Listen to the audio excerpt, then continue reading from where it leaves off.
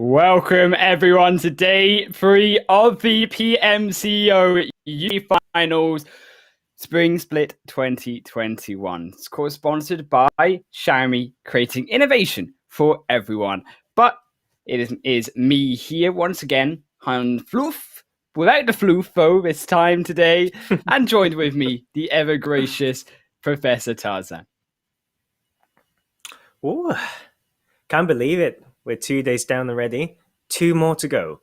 And by the end of these 2 days, guys, we will find out which 3 teams represent our region to go to PMPL Europe West. That's very, very exciting. Such an honor. And these teams are ready to fight for it. I think that these teams are definitely starting to get really hungry for those points. And of course, these teams specifically, they're going to be going up for these points. Still 8 more games to go. But in terms of those points, over in the first position here, Tarzan, those juicy 15 chicken dinner winner points for these teams, if they can manage to stay alive right to the very end. But still 1 juicy point per kill. And kills, as we have seen on the leaderboard, have been detrimental to how these teams have been placing on the leaderboard. Straight off, on our eyes can glance to that number 1 position, Tarzan RESQ, with over 60 points just from kills alone. And we can see RESQ showing us how to play this game, right? Only 1 chicken dinner so far, but doesn't stop them from grabbing the most placement points and kill points in our lobby. And that is just crazy consistency. The team has almost a 30-point lead, right? Quick maths, 24, right? But that is still a lot because another team, for example, the second place team, right? 777 ESPORTS, if they want to catch up, they have to get chicken dinner with 9 kills when RESQ get absolutely none. And I don't think that will ever be possible with the way that they've been playing.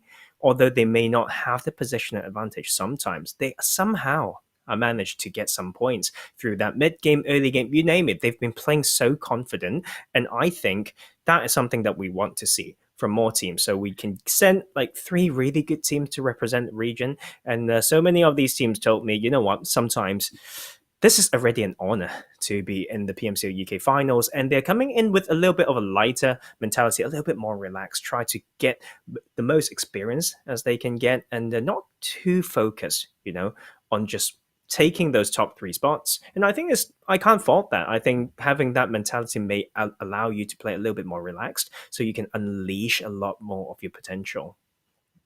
There's a trio of teams here which will be going through to the PMPL EU West. That is what is up for stakes for these 16 squads competing in tonight's games. But looking over at second and third position, these other 2 teams in the qualifying seats right now, 777 ESPORTS and TSC Legends. And I know TSC Legends, they're coming off of their first place in group stage. 777, the opposite of that story, finishing outside of even the top 16 of group stage originally, qualifying through the deficit of other teams, but showing us that they can take it to the rest of these squads, they can take it to the top 3 position. As you see, they have been consistently one of these teams inside the top of the leaderboard. I mean, we've got so many underdogs in that top 8. It's a little bit rude, I think, like borderline saying that they're underdogs, but just based on the rankings from that group stage, we wouldn't expect 777 ESPORTS, TES Team, or even HardShift to be so high up the leaderboards. And I think maybe that is, something off the shoulder, knowing that, we have not been performing like as, great as some other teams, so there's not as many expectations, but that is actually in their favor, so we can't underestimate any of these teams. And same for those who we are waiting for to perform, right? BeMyLOOT in particular, the second seed coming into the final, still hanging around that 9th position, and still completely possible to go up. We saw what they could do in the last 2 days, right, of that group stage play. And if they can repeat that today and tomorrow, they can get to that top 3 spot that they said they were going to claim.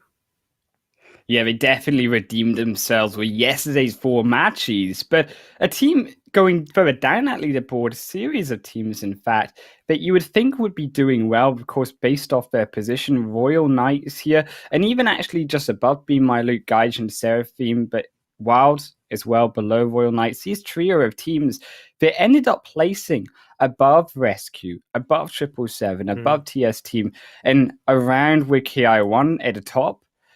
The teams down on the bottom, as we mentioned, and these three teams in particular, they've not been able to get the points. Neither have they really been able to get these chicken dinners in play. And I think although we did see the bounce back from many of these teams right in the second day of play, but now we have to look back at a fresh day. We're halfway through now the competition. Today is really where it counts, and today is really where these teams in that second half of the leaderboard, Tarzan, need to be able to make their rise through the standings, because if they can't do it today, they've only got 4 more games tomorrow, and that is nowhere near enough to be catching the likes of RESQ already at 112. But you know what? Like, group stage play is very, very different to finals play, because you are literally playing against the same 15 teams for 16 games. So you get to test things again and again. But in group stages, it's very different, right? You play different teams, other than those in your own groups, for all those days. But we do switch those things up. So there's a different dynamics, different combination of teams. Therefore, different clashes at different parts of the map. But now that we are stuck with these 16, it really allows them to study each other's plays a lot more. And this is the repeating theme, right, in this finals. And we are still waiting for them to hunt it down. But you know what? We like doing these intervals, right? And Highland Wolf, and we're told that some of these teams are planning to do exactly what we said, to target some particular teams to grab some of those early points. Yeah, and of course, these teams are going to be facing up for grabbing those points through our 4 maps here tonight, playing once again the same order of maps as always, starting off with Erangel, Sanhok, Miramar, then back over to Erangel to finish us back off for the rest of the day. And of course, although we talked yesterday, right, about the fact that there is 8 Erangel matches, I want to take our eyes and our minds towards these other 2 matches in the middle here of the sandwich, Sanhok and Miramar. These 2 maps in particular here, Tarzan, they have been brutal in terms of upsetting the leaderboard and changing the standings compared to Erangel, particularly going over these Sanhok maps. 2 days in a row, we've had it now shift around the West at Paradise area, around that North Bridge. And I think these teams have to be expecting, we have to be anticipating perhaps that teams are going to now be predicting around that north side of Sanhok in particular, going to be dropping around that north end. And even to the extent of Miramar, all of these teams, again, favouring that north side, albeit they did have to drop down on Los Leones or rotate because of the way these zones have gone in the past couple of days. I mean, every game is different, right? And there's so many possibilities in this game, and you can't rely on the history repeating itself. But you know what? We did actually get quite a few Erangel games showing similar playing paths and similar circles. And if that actually happens, then you should do better, right? You need to use that pictorial memory from how, when you study the game, to really make it work. You know which compound that particular team likes to grab. It's quite likely that they're going to go for that same compound, maybe at the same timing when it comes to the rotation, game scouting routes, and etc. So I'm fine with either. You know what, Highland Wolf? I want to see how they adapt, like not just to each other's plays, but when they get the same settings, same circles, playing path, then I want to see some difference. Yeah, I definitely want to see how these teams can adapt and maybe change it up a little, maybe be a little bit more aggressive and really direct their focus onto some of these teams potentially to target them out. Those teams higher on the leaderboard, and a team that we haven't talked about yet tonight, that unfortunately, we had to a little bit slam down here for their same drop positions every single day, because you know it's going to happen probably. Lakonostra MVP and TSC Legends over on that Lipovka side, joining up with those Eastern playing paths that we've been seeing. I would love to see them really be able to change it up, have an even Western playing path to force that change. You know what? Just looking at the scores as well, Final Wolf. Out of the top 9 teams, Lakonostra MVP is the only one that hasn't reached 30 placement points. So we all know how good they are when it comes to mechanics. It's about these rotations, maybe. And we have Yeah. to factor in what we said. Okay, of course, right. They keep dropping Lepovka. It can still work. Yes, TSC Legends, who's dropping very close to them, hasn't really targeted them down.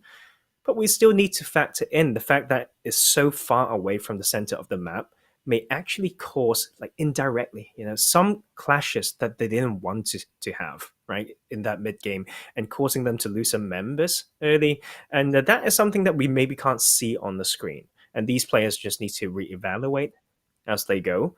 And especially when Erangel is literally half of the number of games that they play. And I really want to lose this point, Like, I don't want to repeat ourselves and just chasing Lakonostra MVP for dropping Lepovka. But you know what?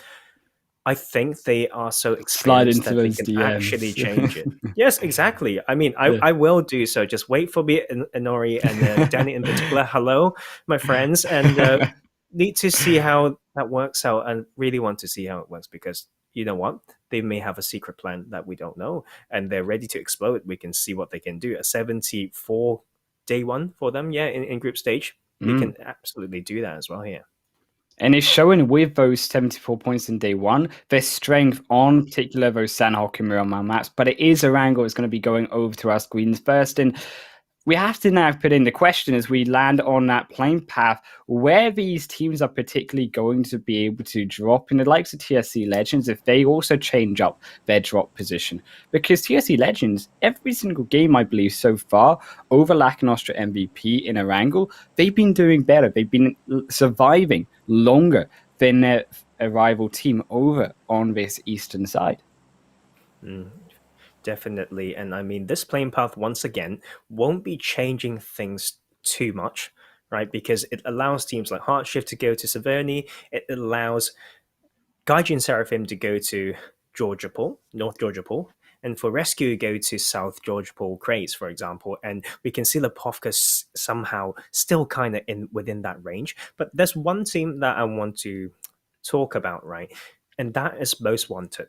They love Stalbert and Kameshki, but if they still want to go there just along that plane path or parachute route, right, under them is Yasnaya Polyana. I still want them to claim it because it's still untouched in this finals. It's been halfway through and no one's really claiming that position. We can see the strength of this city in relation to the position of the river, and we will have a lot of these teams dropping around the top side, the northern parts of the map as well. So maybe that is a change that they might want to go for, but you know what? They are the experts here.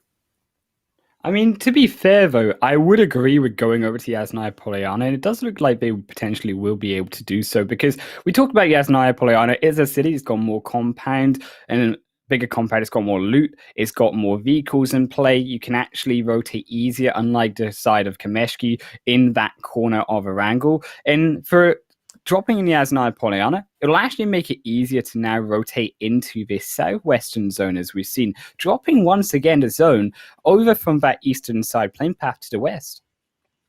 And you know what?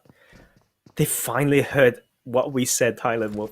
Most Wanted went for Yasnaya, and I'm so happy. I'm so excited to see how that would change the pacing of the phase one rotation.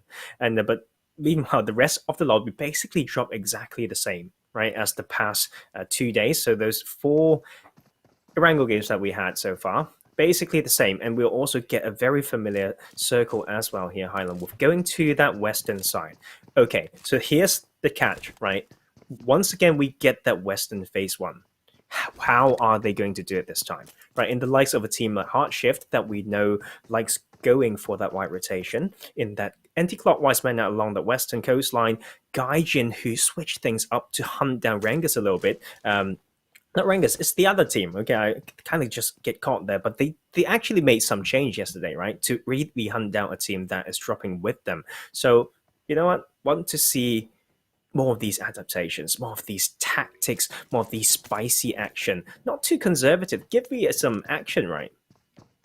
And I think as well, in terms of these teams down south, I love that these teams over on that South Island, like 777, like Royal Knights, they take advantage of the fact that that area is completely cleared. And they also have advantage in terms of rotating through the south end up towards the north, or in this case, like we see multiple times now, rotating to that west side. Unfortunately, though, with HardShift rotating out of Savernah, they actually had caught on one of Wild. They found the first pick, but it won't be the flush, and they will now fall down. Wild already losing one, and that's not the way they wanted to start tonight. But HardShift, they're already up 1 kill. They got the vehicles. They're rotating through now, potentially closer into zone. And I think in terms of a team like HardShift, crossing over in the first day, they had themselves up to that top 3 position. They have dipped slightly here, Tarzan. They've dropped down to 6th position.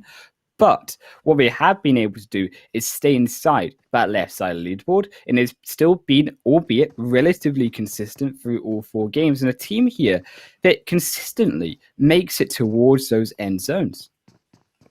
I mean, HardShift being a team that's been playing together for such a long time, that can possibly allow them to make adaptations quicker, right, and more productively. And we can see them making some changes, right? That type of driving could be possibly explained by some studying that they've done. Like sometimes we see them in Savernah for such a long time before rotating out, but you can see that movement, right? Taking that opening kill actually was something that they didn't do. Is a rotation timing that's been quicker by at least a minute and a half compared to before. And in particular, Lotus told me, right, it's sliding in my DMs and tell me he's actually not so stressed. He knows that they wanted to just get into finals initially, and right now they're not stressed about getting to PMPL, and they're trying to do things slightly differently. So this is something that we want to see, especially for a team like HardShift that was able to capitalize, right, and take these chicken dinners, especially on Erangel when the circle's in their favor.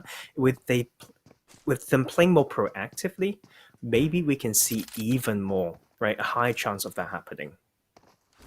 And a team as well here, Royal Knights, who finished high up on that leaderboard. I believe it was even the 3rd position they finished up on at the end of that group stage. They have now fallen down to that bottom end of the leaderboard. And for them, dropping in the south end, I think they actually should maybe be a little bit quicker in a rotation through into the center and into a better position inside zone. Because yes, you can obviously stay inside the south end and loot up through the military base. But what you can still do is, because you know a lot of teams don't drop over on that southwestern side, it's still very freely at the early side of the game, rotate into that zone, find a position that you want, and still get all the loot that you need going into the later stage of the game, and still have, even at that point, a stronger position inside to contest some teams, maybe even gatekeep some teams who choose to rotate in early on. Because as we mentioned, these teams don't change their strategies up too much, and they don't really want to change their strategies maybe going into these final 2 days, because as you mentioned, teams maybe being created for the side of PMCO UK, teams maybe not being as confident in their synergy, might not be as willing as the likes of HardShift to make those quick changes and those quick decisions. Completely agree. And I mean, look at that rotation, very close to each other. TSC Legends and Lakonostra MVP. I feel like I've seen that multiple times, right? As well as the fact that TSC Legends rotating very close to Pachinki, so they may come into areas of control of Sons of Odin, where they changed up their drops and went for this very typical drop spot in the middle. But we did kind of gave them a little bit of a hard time yesterday, saying that although they drop in Pachinki, with the access to a lot of these power positions, they are actually one step behind many other teams when it comes to rotating to take a better spot. So we want to see that improvement there, and it's now or never for them, because they are ranked 15th right now with 29 points. And it's going to be a mega climb for that team to be able to grab themselves up into even just, I think initially, the left side of that leaderboard in the top 8, overlooking the side of Gaijin in that 8th position in particular. Another team though inside his top 8 though, Ki1, who has been aggressive and has been adaptive on the other hand compared to the rest of these teams. You saw them in day 1 dropping directly and wiping the side of Lakonostra MVP in Miramar. You saw them in day 2 doing the exact same to the side of TSC Legends in the first match as well. And I think of it now going into day 3, I expect that aggression to come come back out from it again, albeit if not in this match, and another one in the future. But as we see teams do rotate in, as the phase 1 will now clear itself up into number 2, RENGERS, Lakonostra MVP side by side with BeMyLOOT just directly behind. You see Lakonostra MVP will immediately turn around. We're seeing that in that third party peak. They will be able to take one down. Malik though is here for some support, but it's too late already because Senso takes that first kill. Very, very aggressive play there. BeMyLOOT just trying to trail the rotation of Lakonostra MVP, but at what cost? If you're driving like this typical bait, especially when you're only playing as a trio, the second knock comes through as well. RENGERS is in shambles right now. I think that is just not something that you even want to try, right? Like in these type of positions, and that is them losing too very, very early on. Yeah, unfortunately here, they're only going to be down to a solo because, of course, they did start this game in only 3 members. So a really shameful start for them, I think, beginning on this day 3. But in terms of still teams rotating in, I think where the congestion will lie is, of course, this Gatka Fields area. And I would love teams to actually rotate along down this coastline to the south of zone, actually, Tarzan, and be able to take advantage around that ferry pier, going up to the quarry area and take control of those quarry hills to the north of quarry itself. And you'll actually have some strong outlook over towards that Gatka Fields and towards these teams. And maybe a team like RESQ just above that position might look to take that. I completely agree. We've seen teams basically in this PMCO UK winning games when they've taken those quarry hills. It's just really, really strong. A lot of dips for you to protect your vehicles. You get 360 views. You get a lot of safe spots, even if we want a big split around it. And the most important thing is, unlike these positions like the Gatka chopsticks that we're seeing or the multiple compounds, you are very, very predictable. Your rotation paths on the next shift makes it very easy for you to get punished, as well as some of these compounds don't really have enough cover to you for you to protect your vehicle. So I mean, for now, we can completely understand why teams would take that, but let's just bear in mind, like the other positions that we mentioned can be really, really strong as well.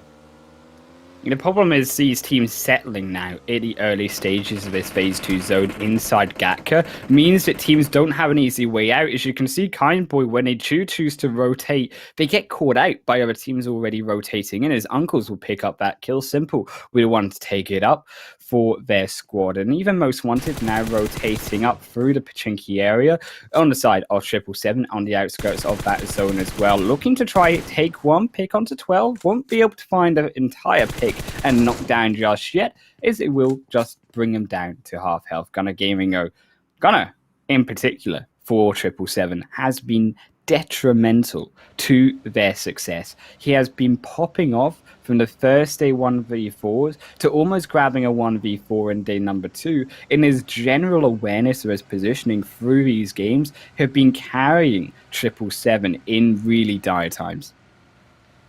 Yeah, but we can see the fashion of which they've done those flashy plays, right? Highland Wolf.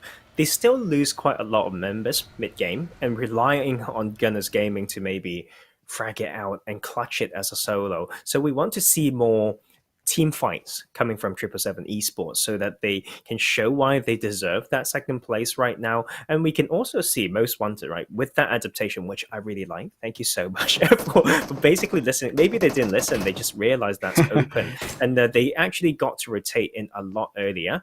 And I think on average, quick maths there, everyone would have saved roughly 1 boost and 5 bandages, and that is life-saving amount of loot. And they're now in some really decent position, and they can still play the usual style, and they can get that scouting game slightly earlier on. And we're going to have that shift very soon as well. Look at HardShift going for the typical white rotation on that western coast. No surprise there, completely no surprise. Yeah. And we'll have that shift.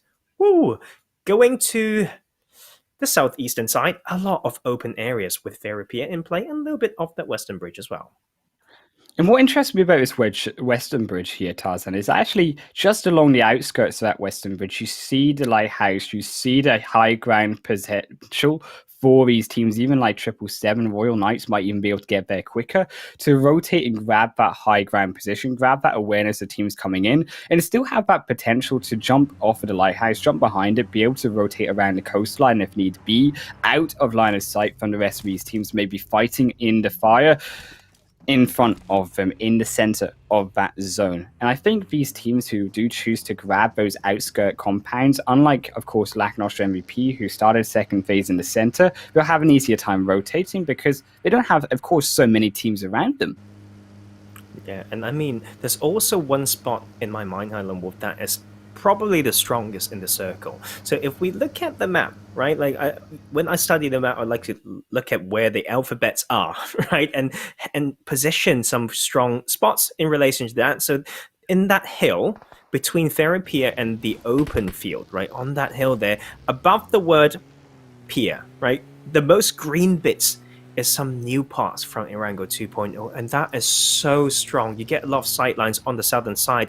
You can find rocks that give you a very good view over that open field, and I think whichever team gets that position should be able to make it to top 5, right? I think I'm being very ambitious here, but just based on analysis on landscape and how that positions favor a team to rotate either side, no matter how that shift is, they should be rewarded for that. And that spot right now is, as we see on your screen, now claimed by Lakonostra MVP, and they have been already rewarded for that.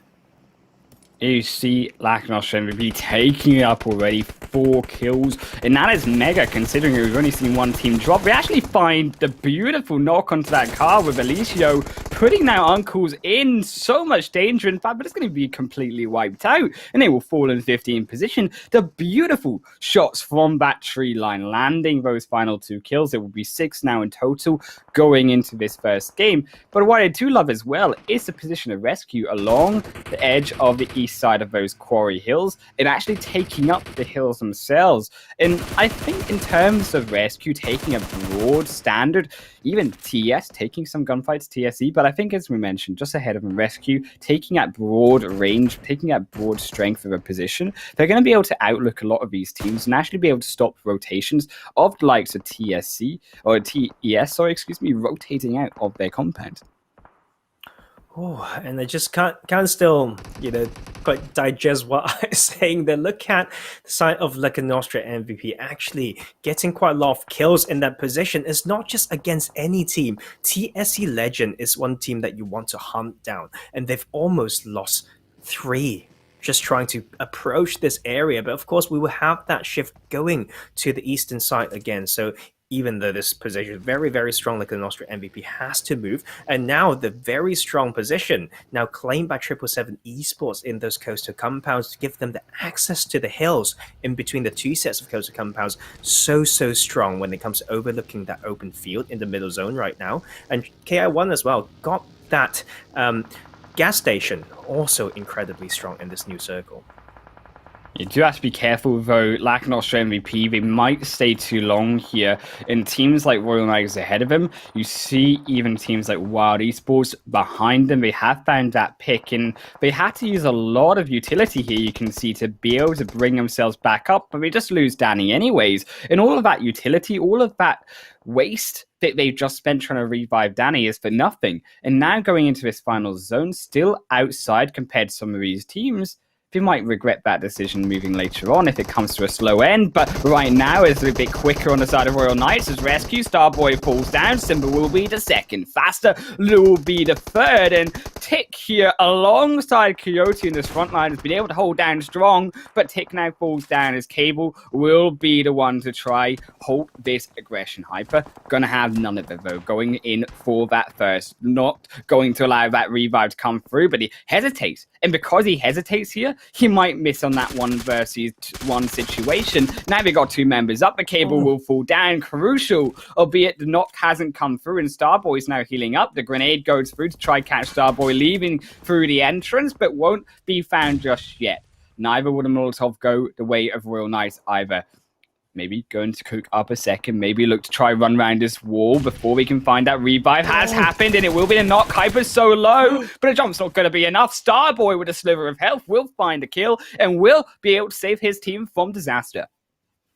Oh my lord, I get it, right? Hyper wants to take that 1v1, but he hesitated, and just by wasting those matter of seconds, he just missed the window completely to maybe get a numbers advantage, and that is them actually out at 14. Not something that we want to see for a team like Rescue. But you know what? I understand and I believe in the ability of that team. They will only make this sort of mistakes once, and they will come back stronger. But that will only give chance to a team like HardShift, which is now holding this edge position. Good elevation there can maybe hunt down the trio of Vendetta.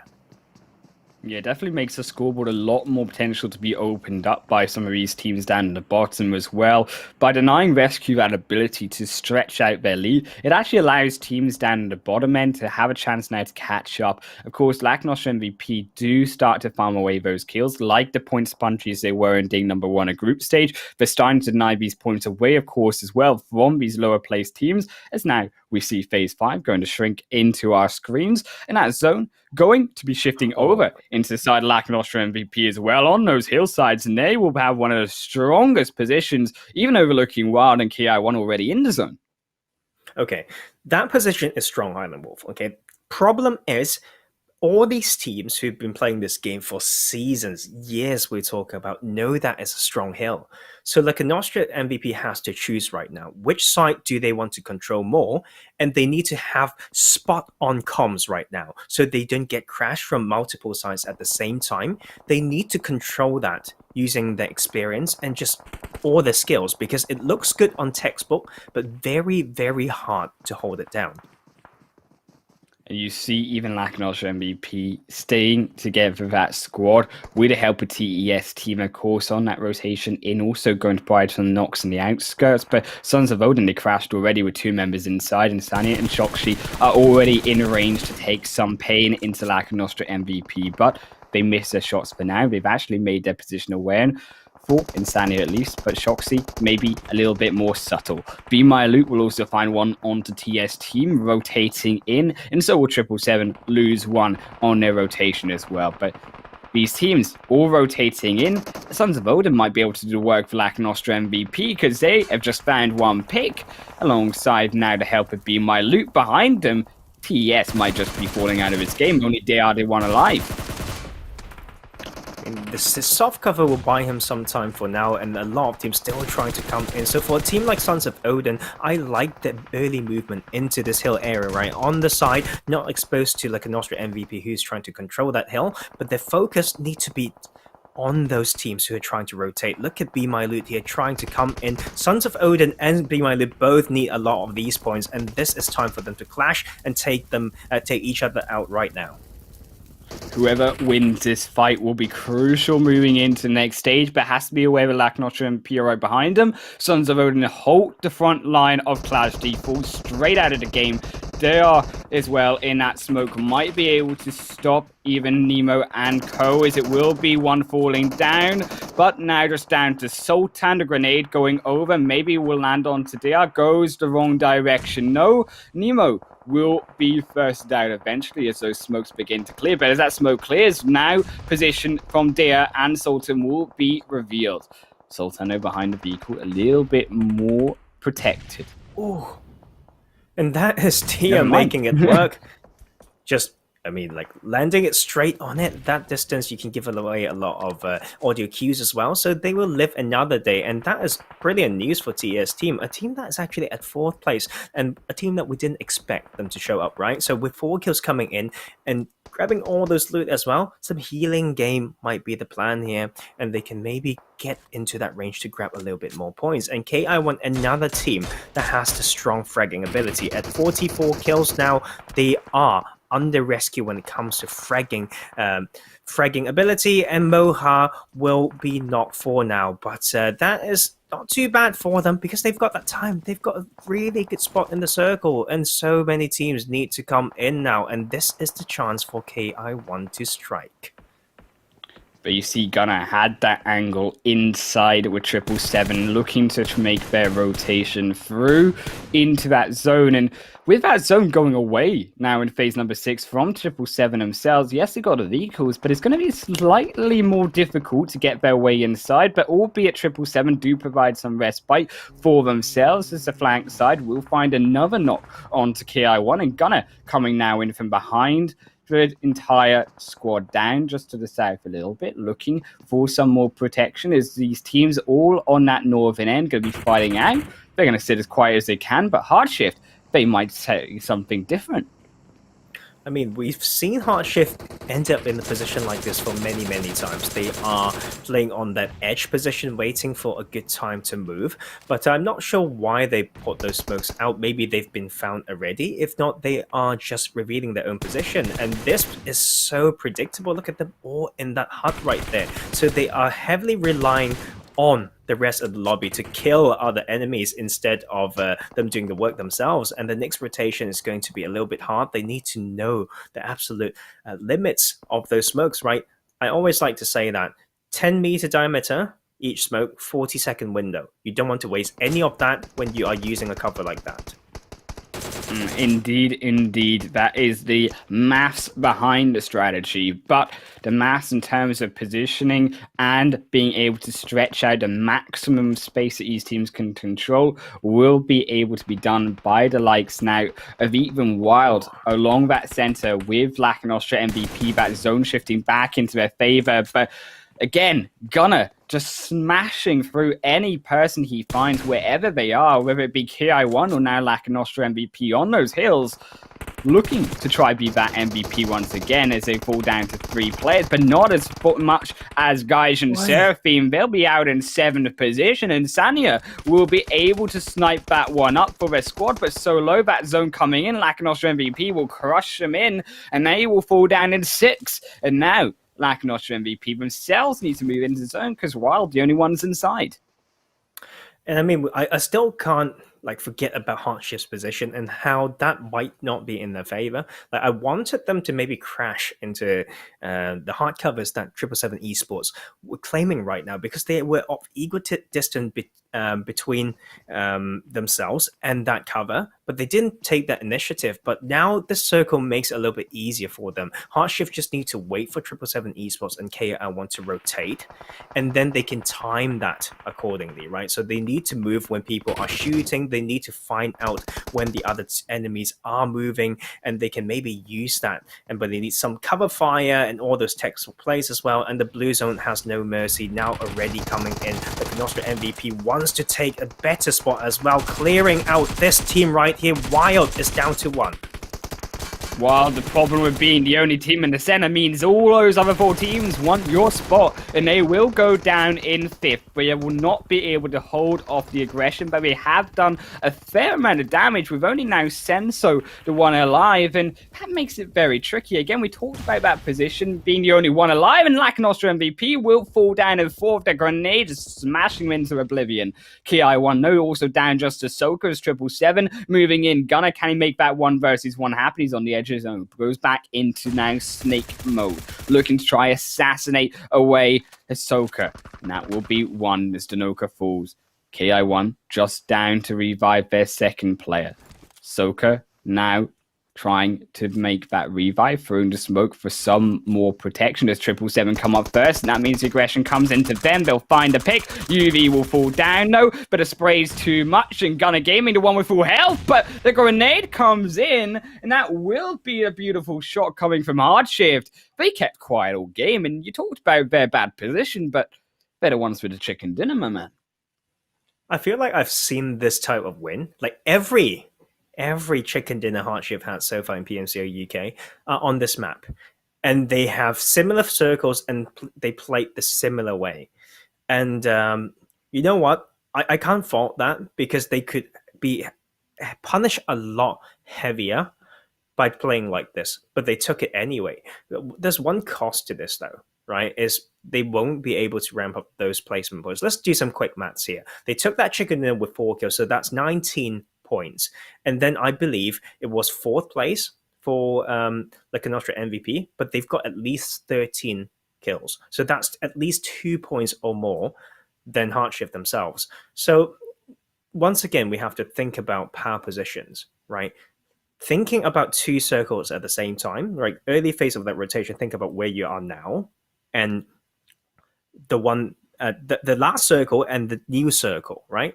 But the hard thing is to think about this new circle and the next one with the potential shift. How can I claim a position that doesn't choke me in the next phase? And that, right? You know what is they need to have big brains, right? And bigger than mine even, and that should be decently big if I say so myself. But it's really, really important, and we can see the teams who are able to do that getting heavily, right, heavily rewarded, and Lakonostra MVP is one of them. And although they didn't make it like to take the chicken dinner, but this is a lot of points. They can totally take that top spot if they keep playing like this.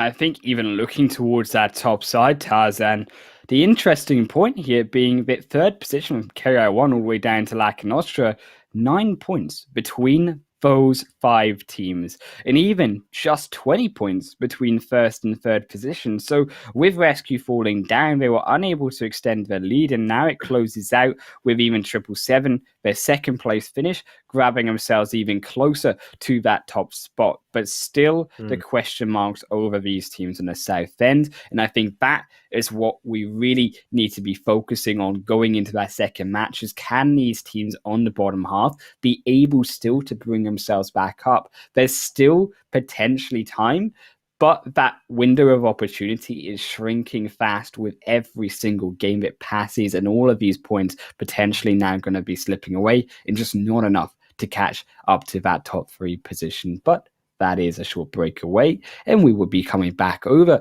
onto the jungles of Sanhok, so make sure you stick around, guys.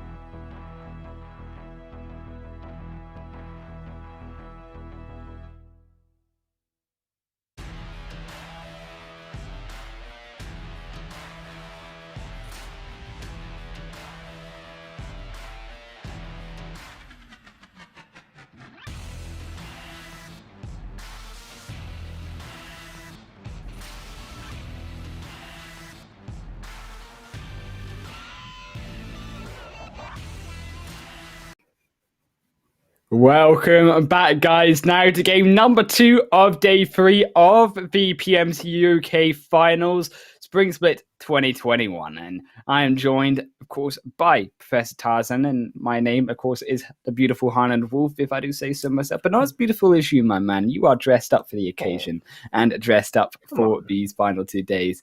But in terms of the second match, so if we're going in twos here, there is a lot to be answered still on that lower end of the leaderboard, Tarzan. And I think they're the ones that need to be really dressing up for now these points and these occasions. I think one tendency that we've seen so far for these more bottom teams, right, is that their plan when they are holding a particular spot has not been very clear. Especially in the map like Sanhok, you really need to make that just crystal clear for IGLs, right? Like how much we are fighting and farming on the edge and how much we are trying to scout forward, because it's such a tricky map to play, although it's the smallest. But because people are so hesitant in using those vehicles, that makes rotations a lot harder, right? You just need to go on foot. The time it takes is just crazy, and heavily reliant on the knowledge of the map when it comes to ridge lines, etc. So what seems to be easy on circles and maps, you really have to add a lot more details to that to safeguard those movements. So that is something that I want to see from these teams in how they capitalize on whatever position they're trying to claim. Yeah, it's going to be a lot trickier done and said to execute a clear plan in this game too. And it will be up to, of course, how that playing path looks going into now this second match and see how these teams will be required to drop down. As you do mention, it is going to be that smallest map, and there isn't going to be some crazy playing path coming out here that will force teams to one end, straight over the middle, going over the side of Ruins over to Kampong.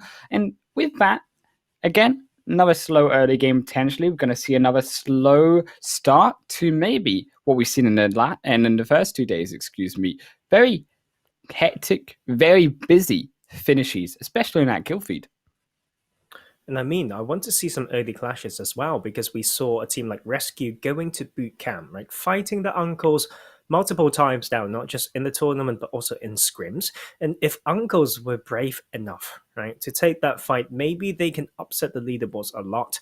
And the HardShift, another team that told us they are trying to maybe change some things up to maybe hunt down some teams. They also tried to change his drop spot from Cow to the Northwestern Island, but this time they will head back to Cow, and that will give them a decent position if the circle do continue to shift to the northern side. But we can see how a lot of teams do stick to their own drop spots, and they just need to see how they make it work. Once again, Lakonostra MVP and another team that's been showing a particular style, right? They've been dropping in Painan. There's no contest going over there for now, but they like to rotate straight north towards boot camp, but they are a bit showing some respect, right, against a team like RESQ. So they don't charge in straight, but they try to rotate around it. But we have some early clash here in Paradise Resort, and I like to see the side of BeMyLOOT to do better as well.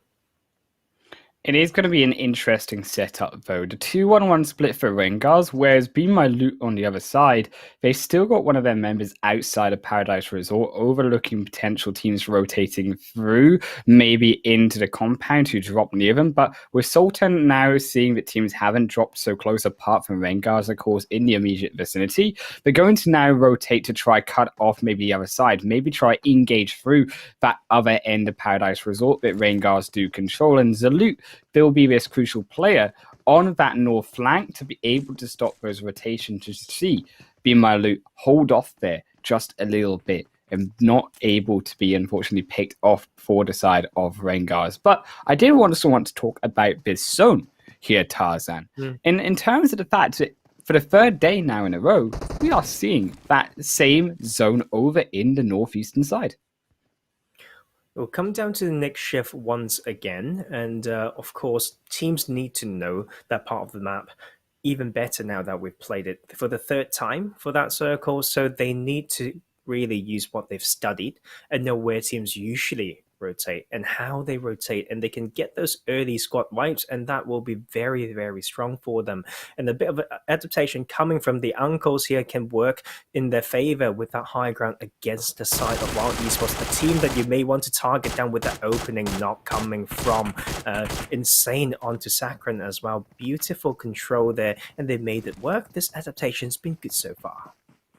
Yeah, they hold off until they were out of range of the rest of those buildings to ensure that they find that pick from the long range. And with that, they grab themselves 1 point starting off in their second game and maybe on their way to a collective of points moving into this second match. But Uncle's, of course, one of these teams that are on that lower end of the leaderboard. It needs to come up strong as well. Though Most Wanted and Royal Knights, another two teams at the bottom, and they will trade 1-for-1. But Faster doesn't have that support like Most Wanted do, and he won't be able to be as revived as easily and might just fall out of his game early on. You see him there, will fall down to 12. And that revive shall come through in a matter of seconds. I mean, these are neutral fights, right? It all comes down to trigger discipline. And the side of the Royal Knight player getting, getting punished for opening fire when he basically needed a little bit more support. And the side of Most Wanted here should continue with the rotation paths because it's quite on the edge, and if the rest of the Royal Knight players come in for revenge, they may get a little bit of an upper hand. So Most Wanted need to make their move now, making it a little bit less predictable for the enemy teams. I think in terms of unpredictability and changing strategies we talked about through the first match, it's going to be crucial now seeing that we had the same zone here, Tarzan, for the third time in a row across these 3 days of Sanhok. And I think if teams are able now to try adapt to that same phase one, try of course something different, maybe teams even try target that one building just on the south side of that northern bridge that we saw so many times, and especially 777 looking to control when they rotate later on through to that main island. And we've seen this bit of a standoff before as well. Like 777 East was holding Cow, and then with Wild East was holding that eastern coastline of the northwestern island, and some knocks going over to them in the previous games. But 777 Esports have a bit of a different game plan now. They're going for that earlier cross so they didn't choke on this northwestern island, and we can see them actually making that rotation working out for them in the past for that one of the two chicken dinners that they've had. One of them was on Sanhok, and they were slowly rotating through on that main island from that northern side, and it worked out for them. So this might be, once again, a very heads-up play coming from 777 Esports. But you do have to remember it, many teams are going to be looking towards that compound, Tarzan, and many teams are going to be looking to try take that spot. Of course, knowing the importance that it has played in the previous 2 days of gameplay, and especially going through towards that second phase zone, that will really be the determinant here for these teams if they choose to try siege over to the south of that bridge. But in terms of sieging through the zone, BeMyLOOT, they've exited out of the side of Paradise Resort. They're now coming up to now Gaijin Seraphim, who are just on the edge of that forest line. And we also see this tendency in the past few days, right, Highland Wolf? Teams don't go down until phase 4 or 5, and that's something that we like to see. And we also saw how Seraphim can have that really good trigger discipline as well as trading ability, such an important area of skill for squad play, but it won't be as easy this time around because they are only playing as 3 players, and they need to know how to split like they are doing right now, and they can maybe capitalize on a team like BeMyLOOT, who are lacking a little bit of momentum so far. Yeah, Gaijin here, a team that do look, of course, really strong in Sanhok. They have been able, even yesterday, to grab up that second position, only getting knocked down by TSC Legends towards the end. And I think also coming off of that chicken dinner even as well here, another team that we should be talking about is, of course, HardShift. From that first match, they also got a strong position yesterday, actually coming in third in Sanhok's game for day 2. In overlooking now Tat Mock, they maybe have a trickier time this time round because Royal Knights they have that high ground, they have that village compound in play, and they're actually going to be able to overlook that more open side towards HardShift. But with this position given away, right, Royal Knights may find themselves in a bit of a sticky situation if they face a Western shift, because Tartmop is so strong for this reason. It's really tricky to play, right? Big hangers, but a lot of small covers all around, and has immense control around the roads that's surrounding this compound. And I like HardShift rotation here, making use of the advantage provided by the city, and Royal Knights just need to hold their guns right now and be aware of the other sides of the map, because we can see teams being a little bit more hesitant, right, in crossing this road, so they may all come in from a wide rotation from that eastern side. My favorite type of rotation here in Sanhok, though, has to, of course, be that voyage on the seas. And you see TES team going to be taking that one up, rotating through that zone and actually changing up their strategy a little bit with this boat station and over towards maybe the side of coastline of Cow, expecting that zone to shift over to the north side. And it will shift over along that coastline, which means TS team won't be knocked out of the game so hard. But importantly, in this now second phase zone, is that we still have the mountain in play. We still have that river crossing through the center, which means these teams are going to be split one side or the other. I think this is going to be a very, very slow phase 2, just because many teams have established the area of control already, and they don't want to risk and give away unnecessary information. Otherwise, we can only see fights maybe like this in between WildE Esports and Uncle, still on that northwestern island. Both need to maybe rotate closer to that coastline if the gods of PUBG decide they want a main island finish. And then I think WildE Esports has a good position here when it comes to scouting across, and they may be able to pick some players off from 777 Esports who are going towards that winning compound that they had the other day when they got the chicken dinner.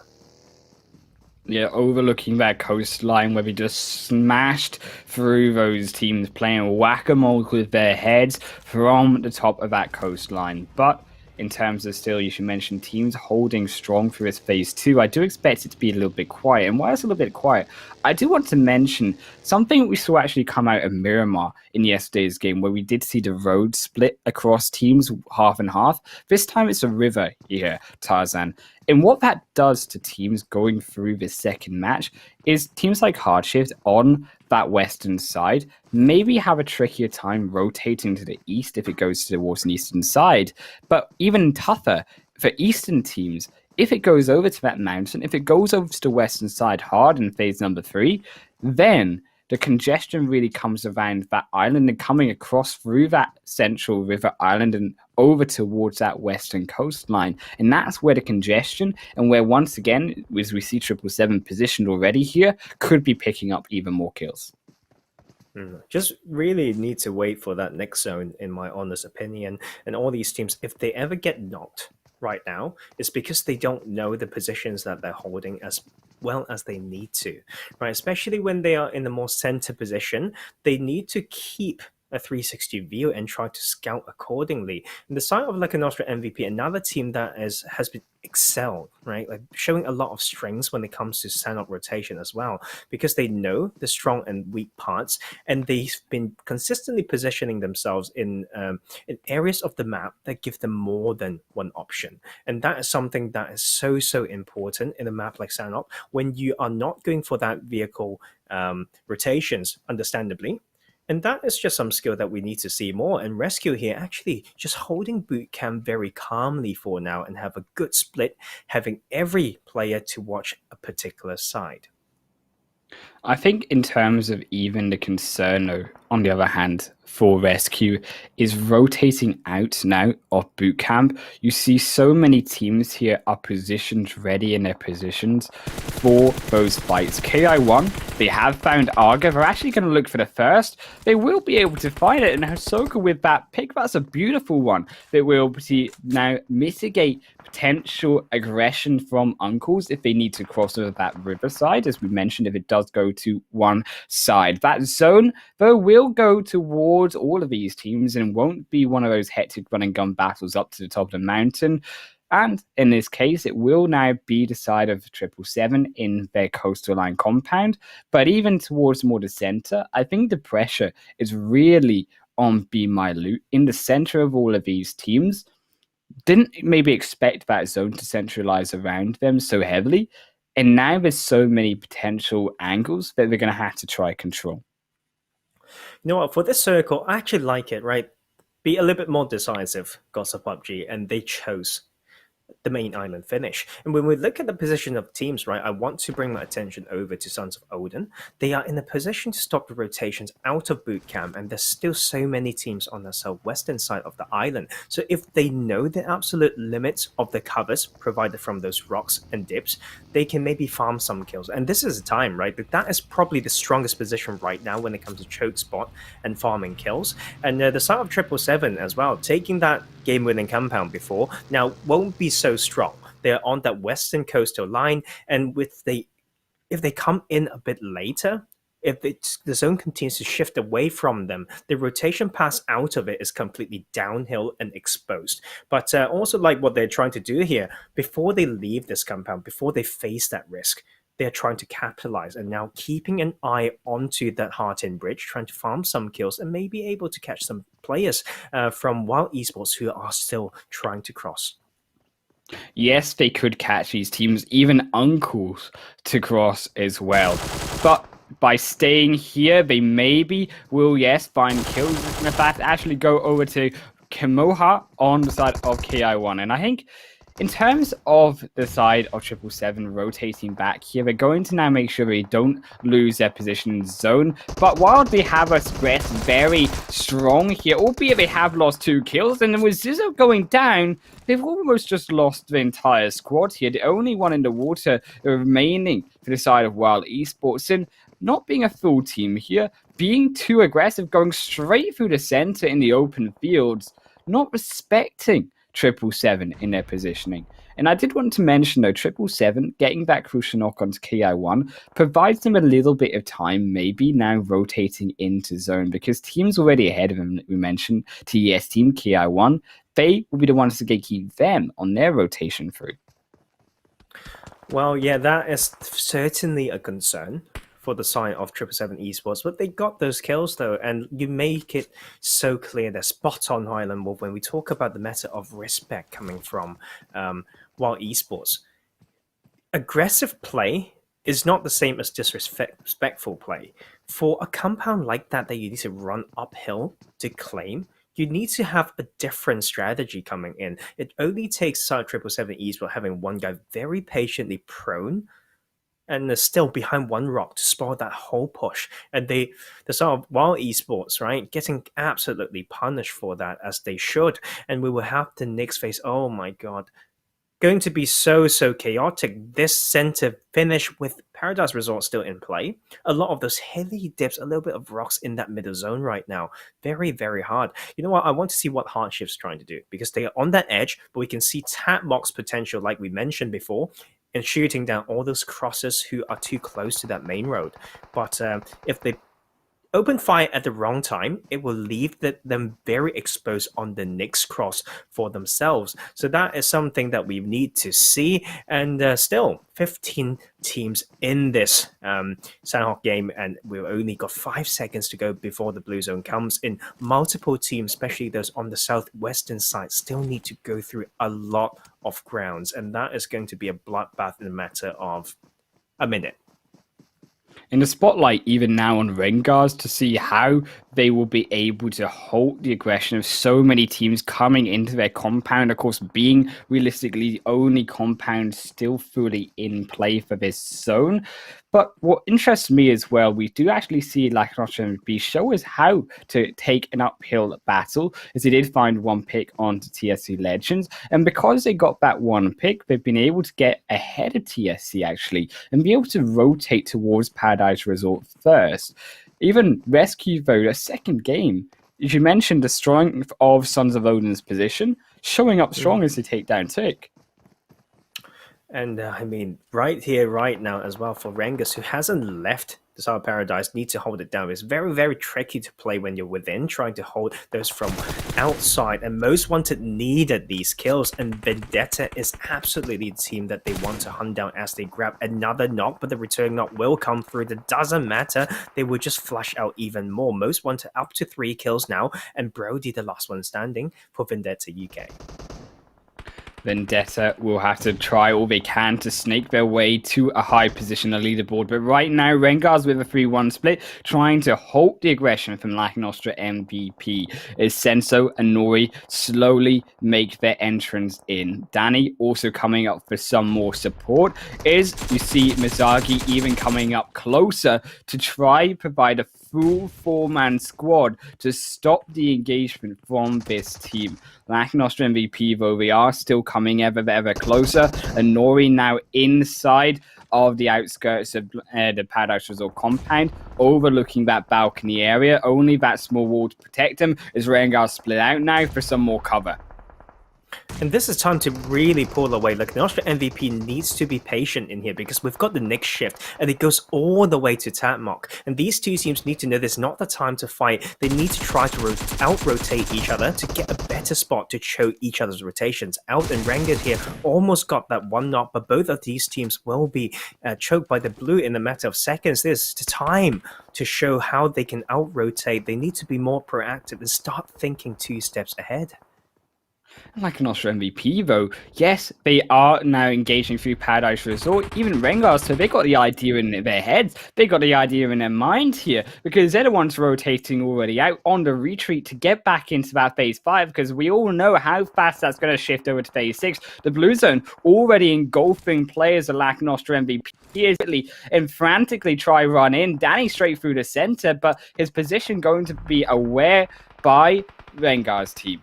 Over inside the zone, no. 777 over now facing TES as Gaijin also from the south end looking to make their engagement in. But 777 stop Adobo and now looking to stop Lord as they come over the top. Lord in the grass. Londa snaking down as well.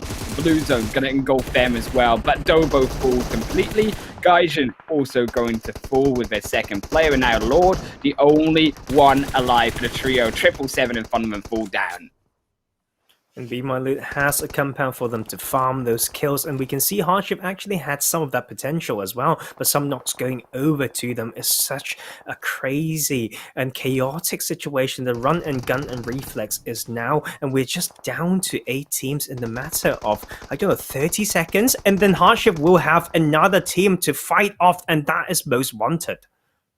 Most Wanted will just obliterate through HardShift as they will now fall out of the game. 5 teams going to be remaining here in play. Vendetta still one of them, albeit there's no escape from that blue zone for the rest of the game. RENGERS also falling to it. HardShift losing Lotus, so inside to Most Wanted as they also control and strengthen their position inside of that zone. On top of that hill is BeMyLOOT going to cross over onto it from the roadside. Uncles below them, Most Wanted ahead of them, and that's going to be a sandwich that they have to try deal with. And look at that kill feed, still trying to catch up with what happened roughly a minute ago, and that is this Sanhok right here, baby. And that is also Vendetta using that healing tactic. Brody will still have around 89 verses right now. The last time we looked, he still had 14. Right, so the healing stress can be really strong on this map as well. And this is something for these teams to consider for tomorrow, when they know they are only a certain amount of points away from qualifying in particular, and that's some time to use that. But Most Wanted here trying to take the first chicken dinner in PMCO UK, maybe. Most Wanted looking to show up strong, but BeMyLOOT still alive, albeit Kindboy on his final legs. Uncles to 2 members still to rotate up the hill. That's going to, with the grenades, be able to maybe find that juicy one over the rock and into all 3 members, as it will be 12 cooking up the potential end of BeMyLOOT. Will go slightly wide, but they have made those revives now, still all together and still also vulnerable. Just one would do it. Is Tadazaic also maybe going to cook up one? It will land onto all three, and that will be the triple, baby, for Tadazaic. And now, most wanted, reset for the final fight. Uncle's just the only ones alive. Yes, of course, I do believe we got Vendetta still inside the zone, but finally they will fall. Bruty will be eliminated in third position. Does able to survive the mash of teams from that kill feed earlier. I mean, Most Wanted is such an experienced team, and they were still kind of in that middle or bottom, like, table. And with this game, if they can take this chicken dinner, killing those two players as well, they will have a 29-point game, and that can bring them all the way back up to join one of those teams who are hanging around the mid-80s table, and they can maybe make this crazy miracle run in PMCO UK, and this is going to be so spicy. Uncles on their final stretch up this hill, looking to try find dads. They will find the first pick, but Insane will be found. Now the 2 versus 1 for Eslan, makes the position known, but doesn't find any pick, and that's unfortunate now, because he will be under the line of fire, will be picked away, and will be most wanted, as we talked about, their first chicken dinner of the finals. And they do it in an extremely dominant fashion here, with 14 kills as well in their pockets. Crazy game for them, and I think this is one of the biggest wins on Sanhok. If we, but no, like Lakonostra MVP had a very good one in the first day as well. But this is a very much needed and well-timed chicken dinner, and delivered to all our audience as well by Tadazaic. He's supposed to be the substitute, right? He just came and just demolished everyone, and this is another trick that these teams can use as well. We can have a little bit of a burnout sometimes from these teams. They can't get to do some mental resets, for example. And if you bring in a player who's been waiting to show themselves, maybe that is the magical factor that can change things. And just with that one game, Most Wanted has now joined kind of the top pack with 81 points in here. Now, that is just going to be so crazy. And we look at how TES teams, all the mid-table, slowly grabbing more points as well. But you know what? RESQ and 777 Esports are still holding on there, because this past game has not been the situation where these top teams been showing up.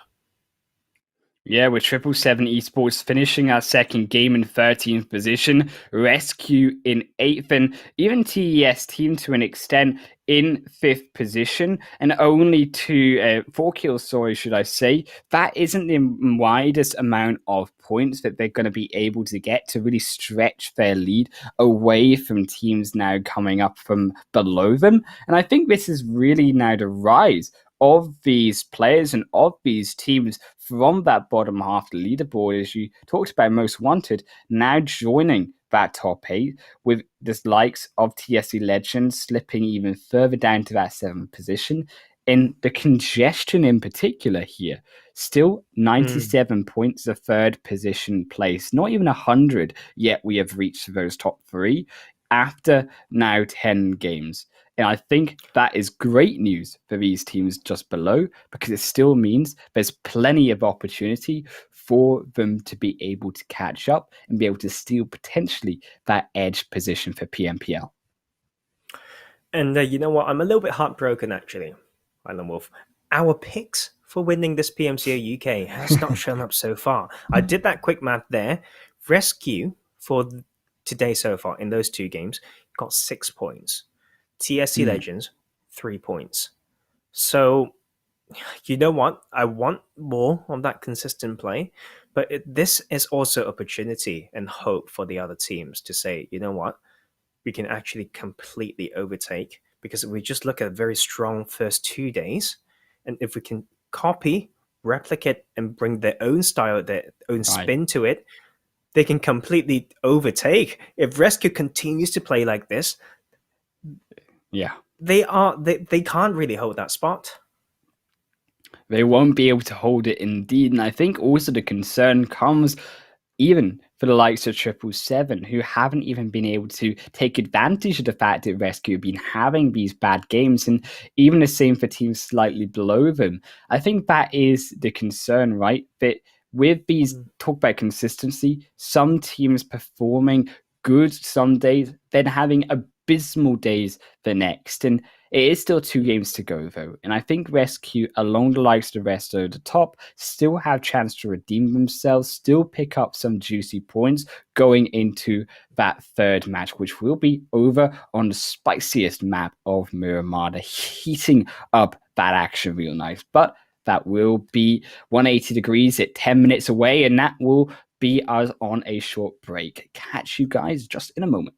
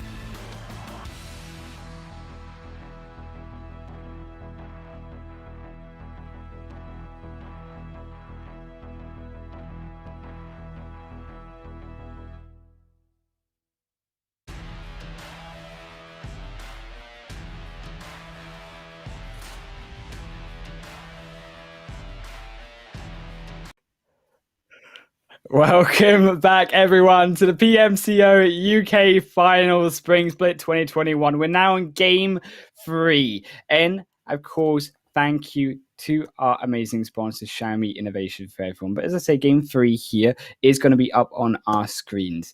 And it is do or die for some of these teams on the lower end of that spectrum. The leaderboard here, Tarzan, who don't have the points we saw most wanted, make it out of that danger zone in game number 2. They picked up that chicken dinner. They picked up 14 points in terms of kills on top. But the onus now on some of those teams that haven't had the strong showings, even potentially like a team, Uncle's UK, who saw themselves grab a chicken dinner in day number 1 on this exact map. Oh, I mean, Miramar, very, very different to Sanhok, of course. And we can see a lot more, how can I say this?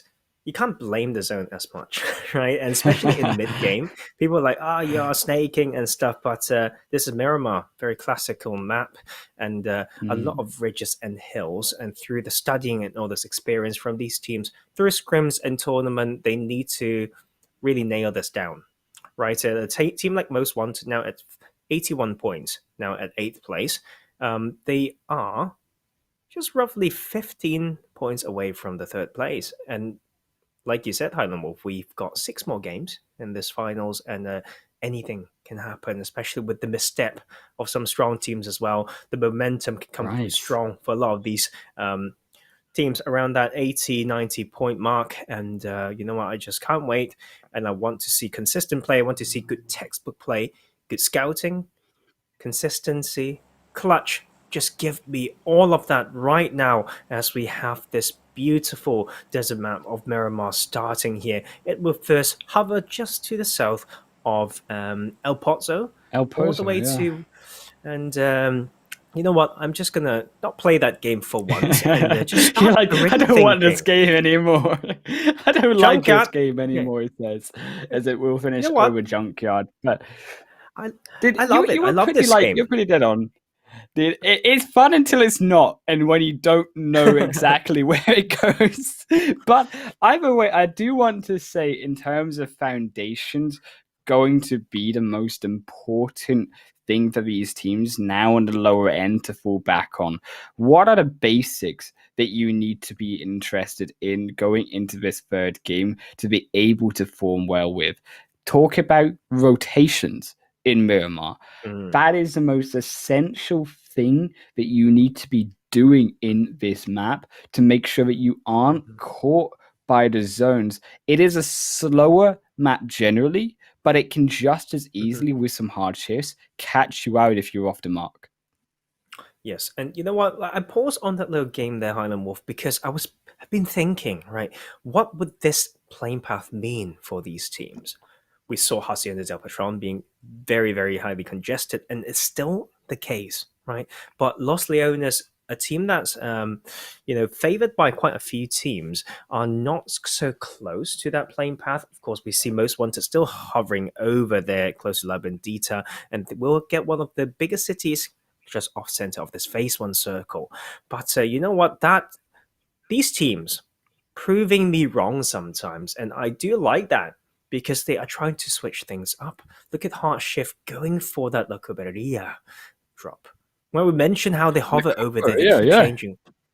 And Gaijin Seraphim. Oh, Jesus, what is that? A Ruins drop. We've never seen that before. And I really hope it works out for them, because Gaijin has been slipping down bit by bit. 66 points right now at that 10th place. They need to make it count. And we will also once again see the congestion on that northern side, because it's still going to be around that plateau to the north of Picado as well as Hacienda. So some potential early clash as well, but of course come down to how they rotate in this early game. And also falling out of relevance, at least in today's games, is RESQ, despite the fact they've still held on to the 1st position after 2 disappointing games so far. That, I think, speaks to the strength of RESQ going from the first 2 days, and particularly in yesterday's game over on Miramar. RESQ sniping up that 2nd position, just not able quite to be able to take that chicken dinner. And even the likes of 777 here need to still show up. They had, I believe, 13th position in the second match on Sanhok today. That is equivalent to just absolutely 0 points on their placement side, and totally relying on their aggression and their kills that they've been picking up today instead. Yeah. And you know what? Once again, want to see. Sometimes I feel like I'm learning as well, right? Watching these players play, see how they use a particular position. Sometimes we know it's strong, but like I always like to say, Island Wolf, some strong positions can't work on its own. You need some splits coming to protect each other, and we can see positions that are very different, right? That is more stand out, like the Chumasera Church. Now, BeMyLOOT on this top side of Chumasera may get access to that, and that is probably one of the strongest positions in this phase 1 circle, overlooking all those teams coming through from the northern side, overlooking that main road that dissects that Los Leones part of the map, the main road that separates the later circles as well in the game yesterday. So we may see history repeats itself. We don't quite know yet, but it's down to these teams to find out and position themselves, right, in a way that gives them a bit more options, like we mentioned. Yep. Yeah, if we're going to talk about zones, right, and we're going to talk about roads here, Tarzan, I want to draw your attention as well to that happy-ended Del Patron road, rotating over to where Royal Knights ended up over in those craters inside the north of Los Leones. And I think that looking towards Royal Knight's position in terms of high ground, overlooking the ridge lines of that crater itself, and actually overlooking the main road over these teams from the north side who all love to drop around Tapienda, dropping down maybe towards Los Leones, predicting maybe a little bit of a history repeating itself from that first stage where we saw it end, of course, in Los Leones. But the team here, they did just come off their chicken dinner, most wanted, falling down short now as they lose to Tadazika, their star player from the previous match, now out as it will be to the hands of Danny Senso with the vehicle going to be driving their way up to maybe another double kills, as the rest of Most Wanted will just instead be able to escape and add fools in that back foot. Getting caught on the wrong side of the ridge there, Most Wanted need to pull away soon. We can all been around this bowl, right? To the east side of Picardo, you really need to keep going because it's so easy to keep getting shot. But that will be them living another day for now. And Enori will go down for Lakonostra MVP. So that IGL there can really sit back and start using his brain to guide his team into victory. They still got some good amount of cast with the brilliant Golden Mirado brought to you by Lakonostra MVP, the one and only up for grabs from Hacienda, and they will use that to continue with the rotation. And those are the 3 early kills and the only 3 kills we've had so far in this game. Look for a drive-by to victory in this third match is what they'll be certainly looking for, because they themselves too here have been dropping and slipping on that leaderboard standings down to now 7th position with their 6th position to finish yesterday. It has been a little bit disappointing for them, especially coming off of a brutal last game over in Sanhok. This slow pace, though, might be a little bit more familiar to the side of Lakonostra MVP, and might be a little bit more familiar, especially to the side of HardShift, a team that has started to, with their first game chicken dinner victory, and now their second game being able to survive to some of the final teams, they are going to be looking strong. And I think in terms of HardShift, in terms of a slower game, it's something that with the finals, with no teams dropping down early on, is a reason potentially why they've been able to survive so long, because they dodge all of these teams. They love this early game, as you see on their screens here, just looting up, then rotating their way down to the opposite end every time that zone goes, completely, if not all the time, uncontested. Yeah, I mean, we have to see how they will perform though if those early clashes is happening. But I think HardShift's done the homework based on the interviews that and the chats that we had with them, and they will do their homework to avoid some early clash. And but they do excel in that white rotation, right? And timing it in the proper way is the reason why they've been able to get some decent placement points. And just put things into perspective, HardShift's got 88 points now, and 60 of those come from placement point. So they actually rank number 1 in PMCO UK finals when it comes to placement points. And but they just need to find a way to balance that out and grab a few more points, and maybe HardShift can challenge that top table as well. HardShift definitely the strongest in terms of picture perfect zone rotations for the UK scene.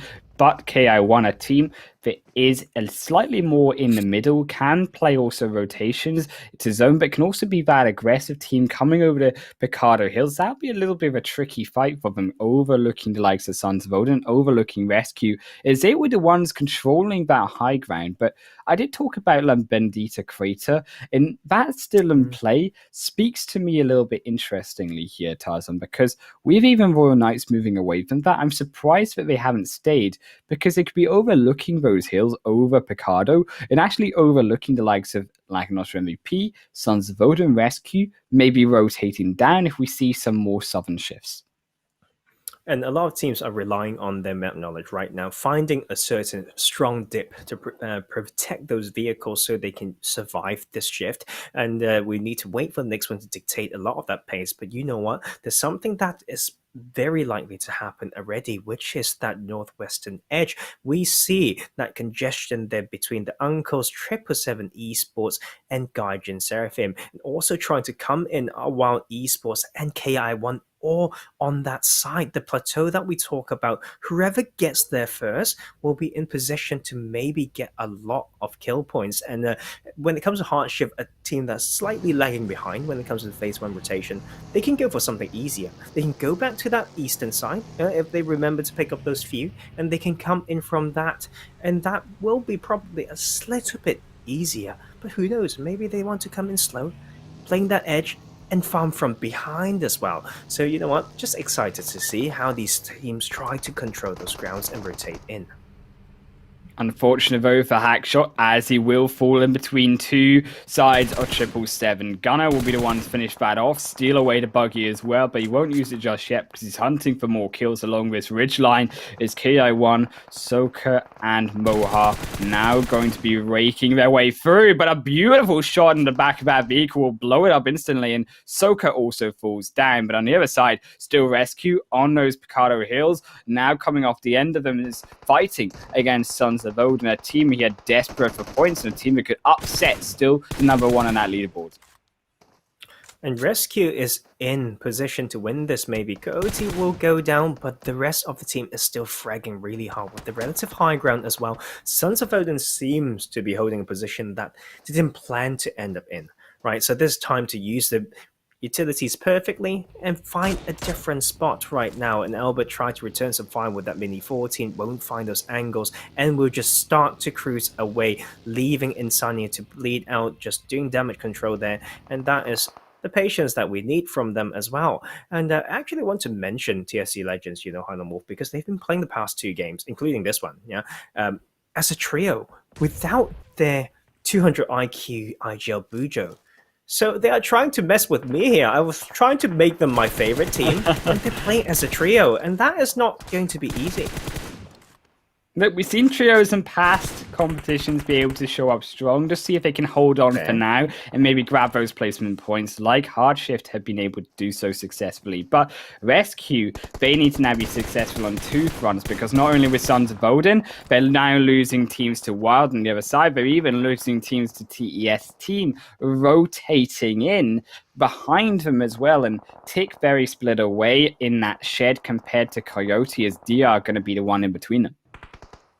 And this bowl, right, to the east of Picardo, so highly contested, just because of numerous dips that you can get. If you can play patient and use your trigger discipline and audio cue senses, you can really grab so much, and the elevation and scout potential around is so strong as well. And it is just on that northern edge still, and we will get a little bit of a center circle closing in to those open grounds to the northwestern side of Los Leones. So a lot of teams will be able to benefit if they can grab a spot early with this particular type of landscape.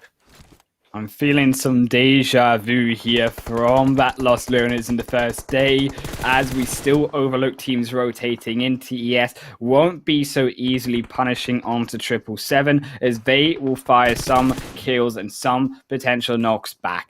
But you do see on the other side still 2 members of RESQ alive, and crucially, RESQ, the way they got that second place yesterday was holding on with their final player, Blood, into that final zone. And I think if they, although be it 2 players remaining here, do that same strategy, it could work out for them again. And that's still 12 points going to be going over their way if they can repeat history. Yes, and that is also some strategies that we need to remember. Knowing how to play safe, right? Just as your lonesome. Because sometimes people know, okay, we're a full team and we can just do all these crazy stuff, but sometimes they get outlived and out-survived by these solos who are playing very cautious. So finding the balance between that safe play, get that as the foundation first, and then build your position advantage and fragging power around that would be such an important skill. And that is also important for the Sons of Odin to know the time to rotate. Look at 777 Esports with the pincer formation trying to sandwich all the rotation paths of Sons of Odin, but will not find anything for now. But that car is on fire right now, and they will eventually take it. 777 Esports thought about it, set it up, executed it, and just got those juicy kills. That could be 3 if Insania gets spotted out, but because Insania stays quiet, will be now still alive in that phase 3 zone, but only has minimal amounts of healing. Can see only now 4 bandages remaining. That's not going to be potentially enough with a smoking vehicle if they get caught, or they even lose more. And albeit they won't have enough medkits really to be in their pockets to survive a later game stage until they can revive and recoup with their other member of Sons of Odin. But now coming inside the edge of that zone, teams starting to make it in. TS Team, Uncles, along the edge of these ridge lines, along that roadside where it finished in yesterday's matches, as it will be now one to fall down for TES. RESQ even picking up one on that north side. You see the congestion on your map, 777 and Royal Knights fighting Overland Bandita, but all the meanwhile, that zone shifting down towards Los Leones in the south. It's just going to be chaotic, right? A city's finish, we will see those teams holding the strongest position as soon as possible, finding the most elevation within the city of Los Leones, as well as using important skills like restricting the amount of audio cues you're giving away. And we can also see Gaijin Seraphim actually finding a good spot on the southern side. They went to that ruins drop very unconventional, but they made it work. So wide rotation is the name of the game for them right now, and we will lose that one team for now, and the rest of them still need to charge into this crazy area. And for those who are rotating late, good luck, because you're going to need it. Waiting now for the side of these teams to take a page out of HardShift's book and make maybe these ride rotations through to the outskirts of Los Leones. Inside by the edge of that play zone, 777 losing 2 in disaster, holding on to that north side for too long as RESQ and Royal Knights out rotate them. Royal Knights even rotating out RESQ here. The final 3 members, all they can do is try hold on as long as they can. Remember, they have lost Tick though. Tick, one of their crucial players in these series of games, but still the whole team stand strong for what remains. Royal Knight overlooking them from 3 different points. The smoke going to come up. The one vehicle means that it might be such a hard rotation, and with TS Team could be curtains for this squad. And the sort of rescue, right? Having 2 rough games so far, they really need to rely on Royal Knights to know when to rotate away, right? Because they are doing this at the cost, right, of not scouting forward and tanking the blue. Look at that amount of HP is ticking every second. Royal Knights need to rotate now, and that will be rescued. Maybe living another day. I don't know for how long though, because that traveling distance is so far away. And they've only got limited vehicles, and that bus that is on fire, very slow and very, very dangerous. You see Blood get knocked down to that play zone on top of Hyper as well. We mentioned how dangerous that play zone is starting to become for teams getting caught outside of it without the healing after some previous sites that have been taken by their teams. In Royal Knights, they stand strong in Los Leones, looking over that north end as Lakonostra MVP, also overlook Uncles in that beautiful 5-stack, going to be on the outskirts, scouting over that roadside and over that open field, picking off kills as more players and more squads rotate in. You know what? Actually, I like to do player development, right? I like to coach people. I think this start of finish, right, will test players' knowledge of the map. If they can pinpoint on the minimap which exact building is some of the strongest ones, that is like a skill that they need to demonstrate. If they struggle to do that, and for all those viewers who are trying to show up on the stage like that at some point, that is the type of stuff you need to know. And we can see HardShift actually having been blessed by the circle once again in their O drop. This is exactly where they drop, right? In their O position and their O plan of western side of Los Leones. So we talked about how they can sometimes get finish at where they like to drop, but not able to show that they know the map better than others. HardShift need to show it now, and the white rotation once again come through and will be holding that spot comfortably for now. But HardShift as well. They've once again done the rotation against where the zone has been shifting towards the south. Not so lucky of a rotation of TSC Legends, as they will now be brought to 2 players, Ki1 and BeMyLOOT, still on their journey inside as a hectic cluster of still 14 teams alive over in this single Los Leones city. Edge of Los Leones, not even inside the center.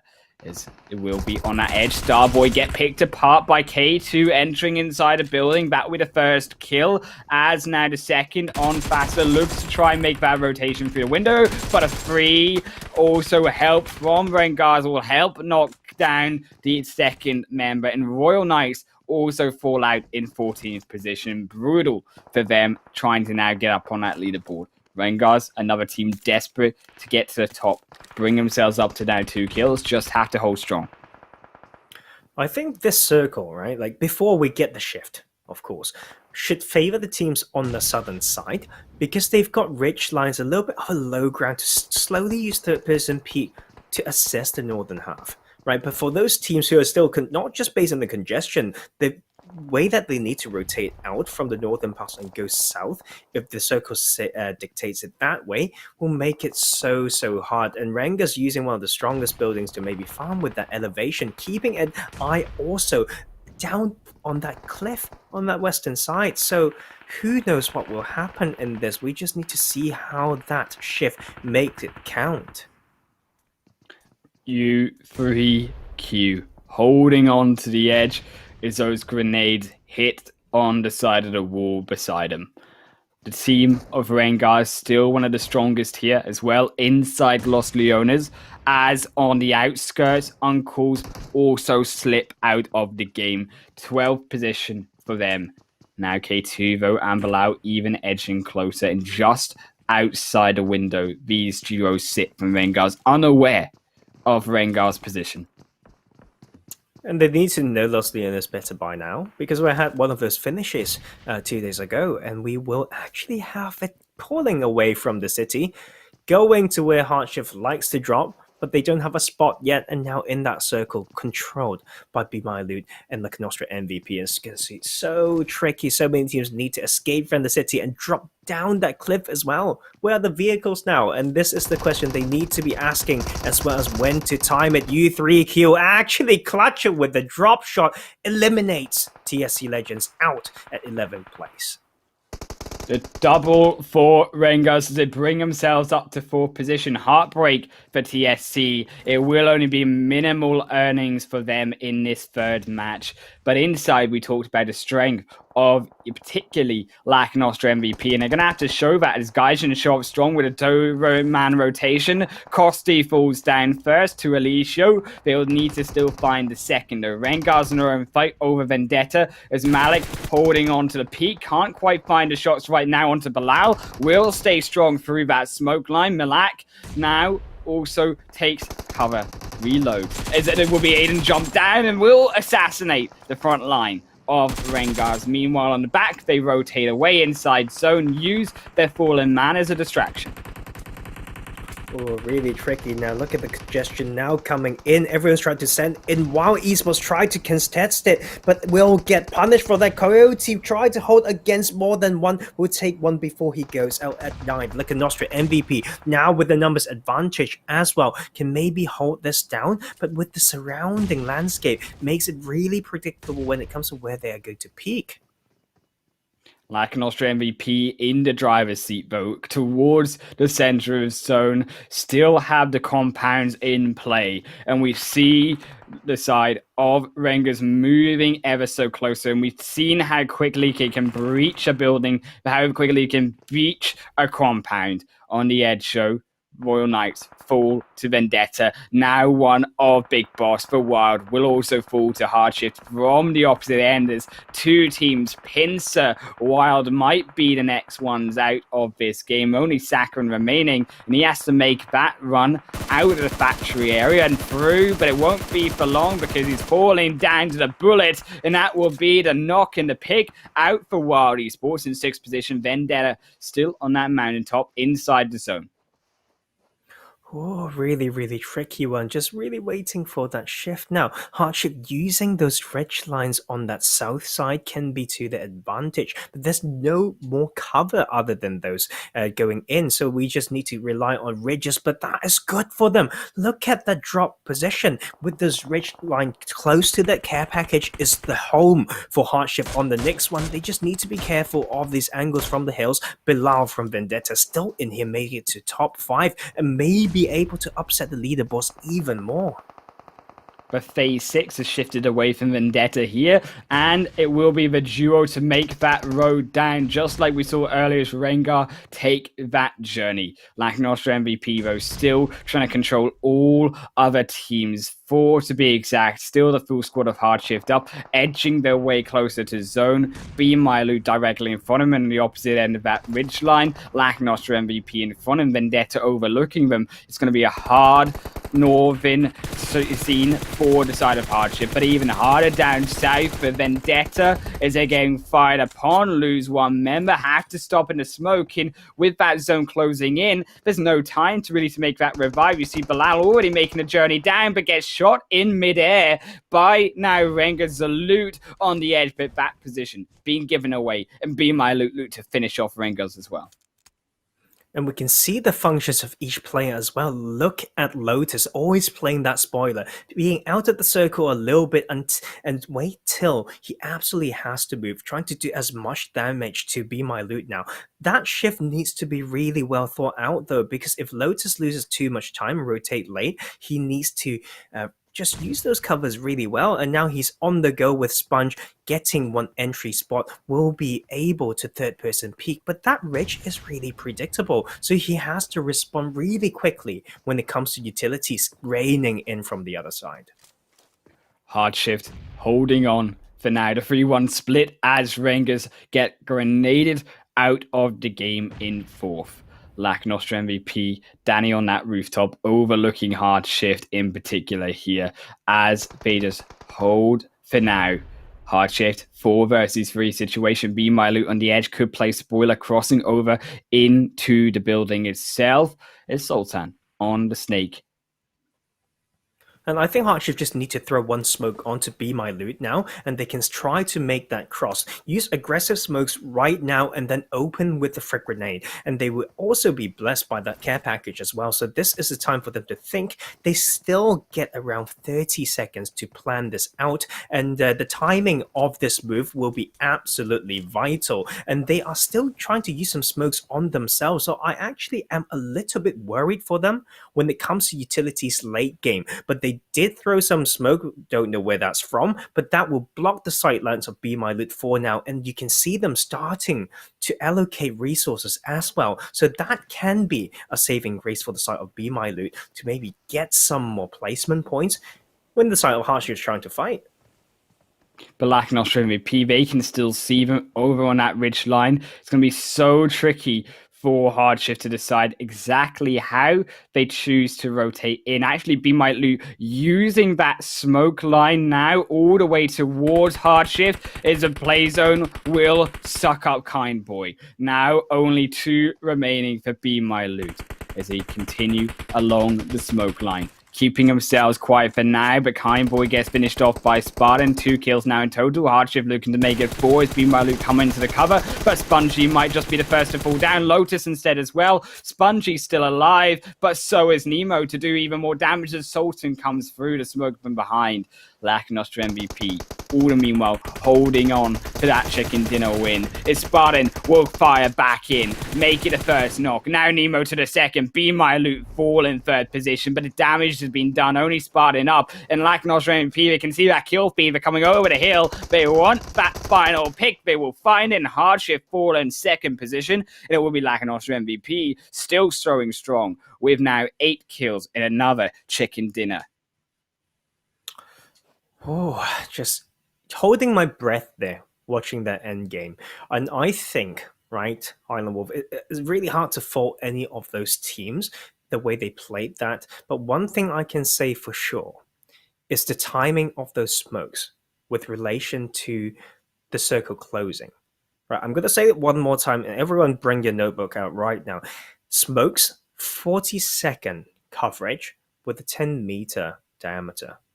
They threw that when there's still at a half a minute to go before the blue zone closes. So we could see those smokes actually slowly disappearing when it matters. And HardShift just allowed that side angle from BeMyLOOT. Nemo made that double knock, and that was vital. And Nemo made it, basically, was playing as the 5th player for Lakonostra MVP, and we can see how that sent the side of Lakonostra all the way to the 3rd position with 111 points right now. HardShift still showing strong, right? Like the 4th team right now, 4th place, breaking that 100-point mark.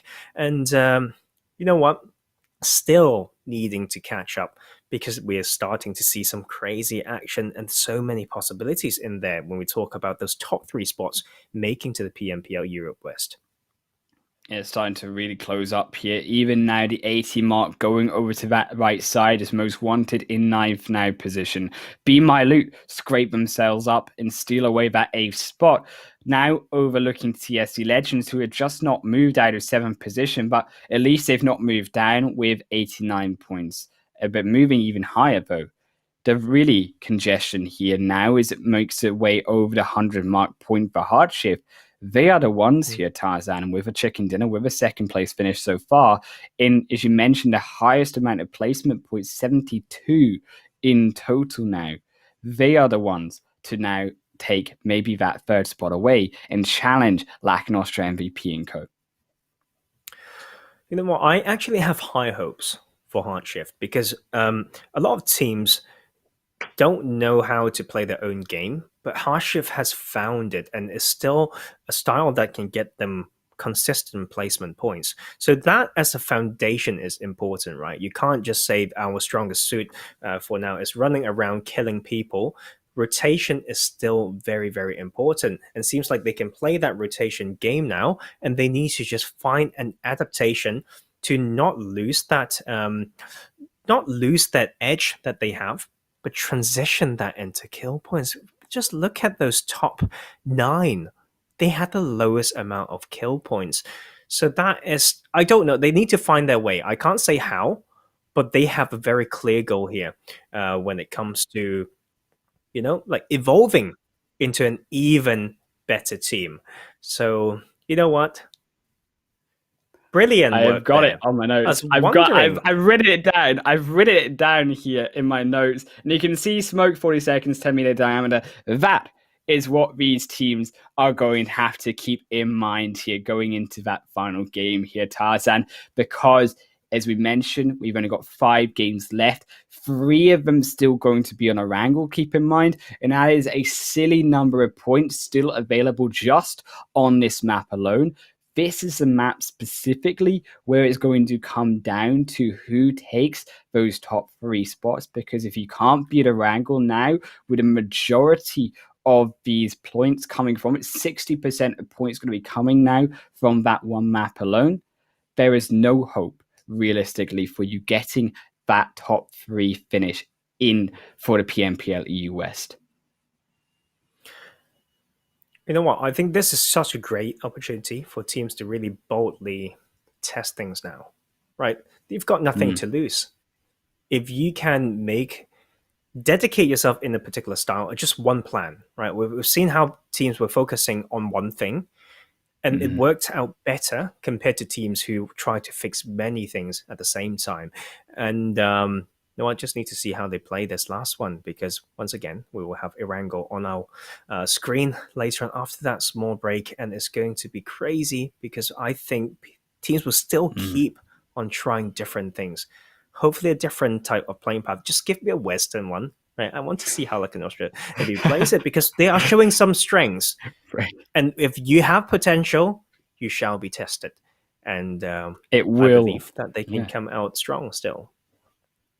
Yeah, the test now comes down to Erangel and those Green Hills. Just a short moment away. It will be on our screens to see who takes the final chicken dinner of day 3. It will be a strong one. Stay tuned, guys.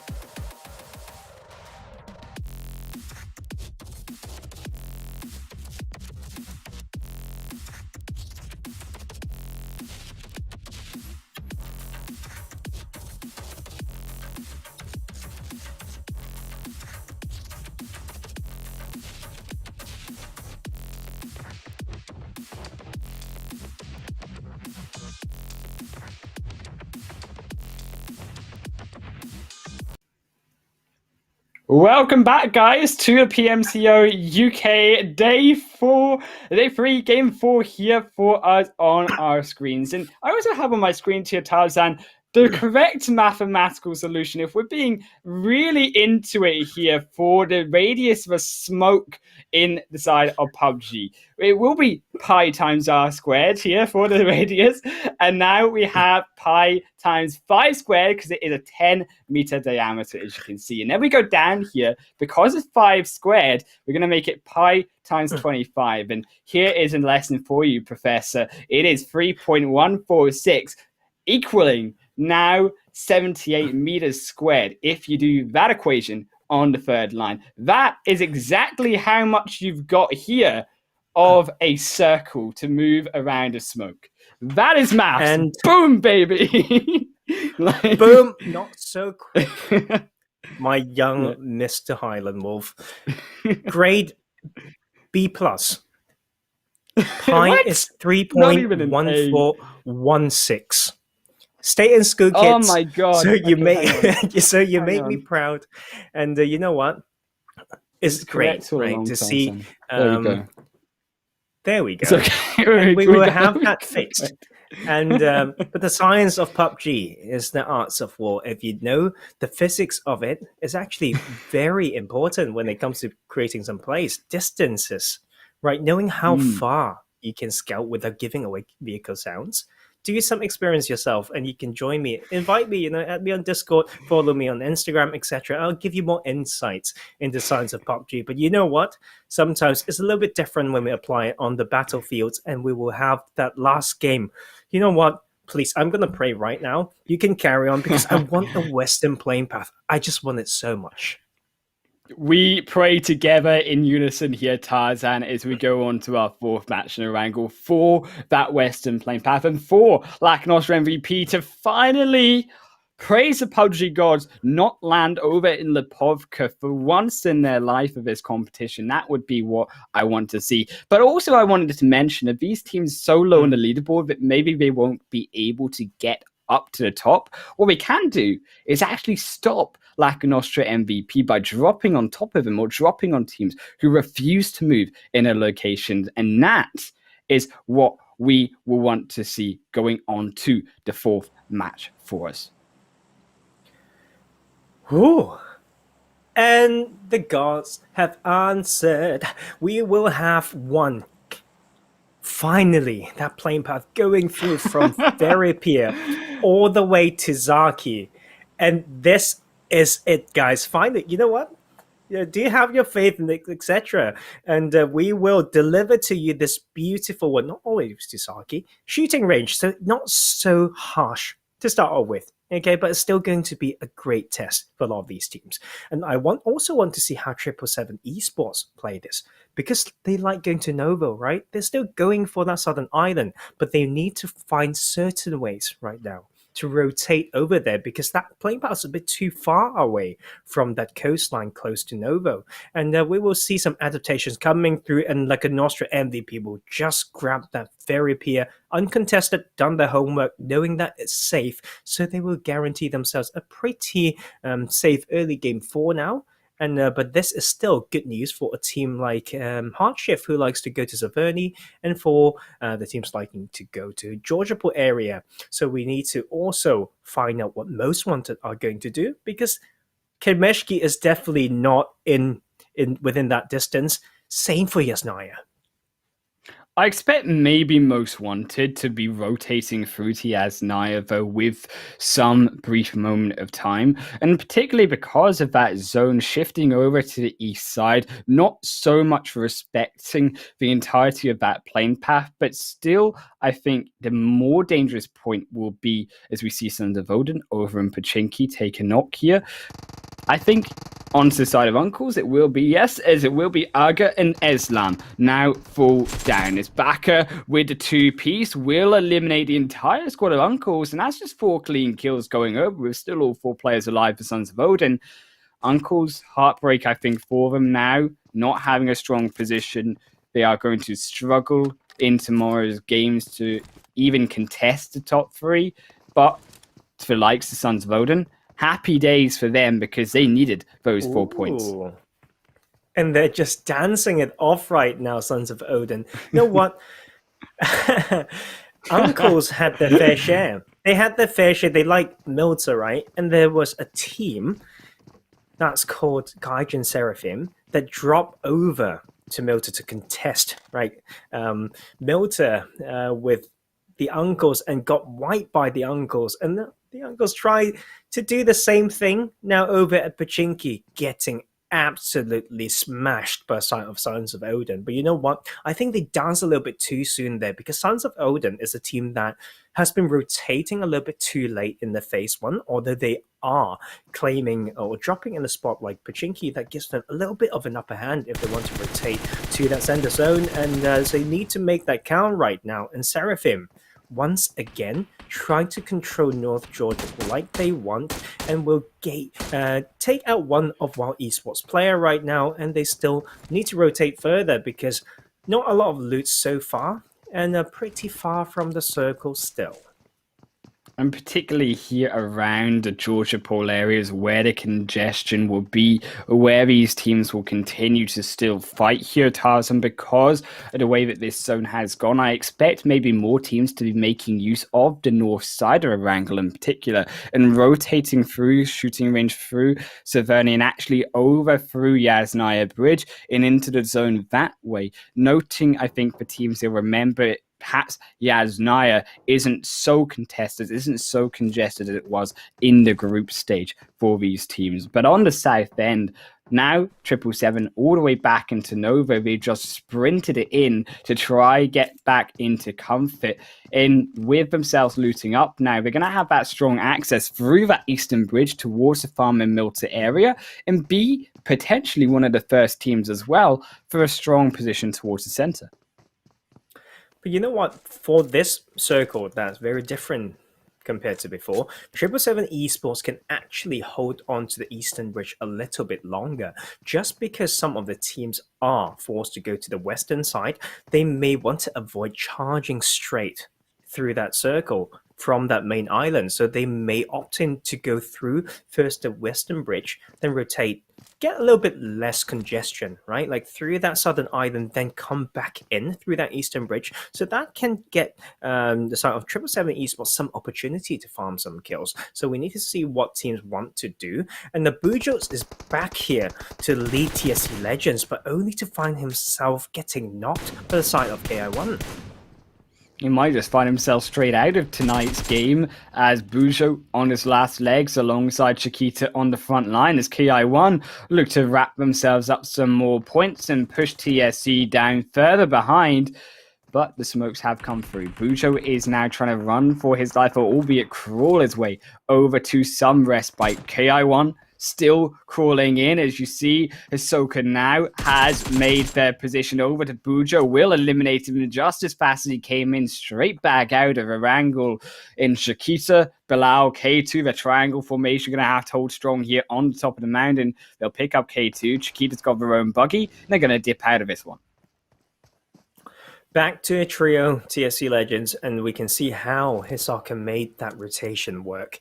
Very good awareness there, right? Going for a flank, but not too far up the hill, so he's not getting punished for the TSC Legends squad who's higher up that hill. But Mona here may have a different idea, trying to cross there and will just live with the slip of health, but that means the position of Chiquita is now been exposed. With that buggy being shot as well, they may lose even more players.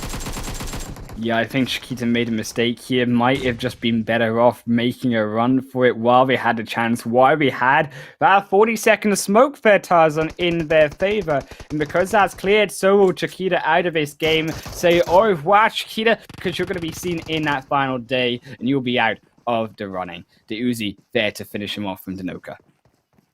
It was like 50-50 there, like for TSC Legends, whether to leave two to overlook and provide cover fire for Chiquitas to get out, or to just dip, because the side of Ki1, right, very aggressive squad. If they keep rotating on top, the rest of the squad of TSC Legends will be in shambles as well. So I don't disagree with what they're trying to do, but look at the side of Royal Knights here. They have one step forward when it comes to the drop, and now actually trying to control this. We'll get an opening not onto UV. That's a beautiful one. Now the bridge is now controlled by the side of Royal Knights, and they will hold that strong. That also means the rest of 777 Esports will find themselves the congestion and the pressure earlier than they expected.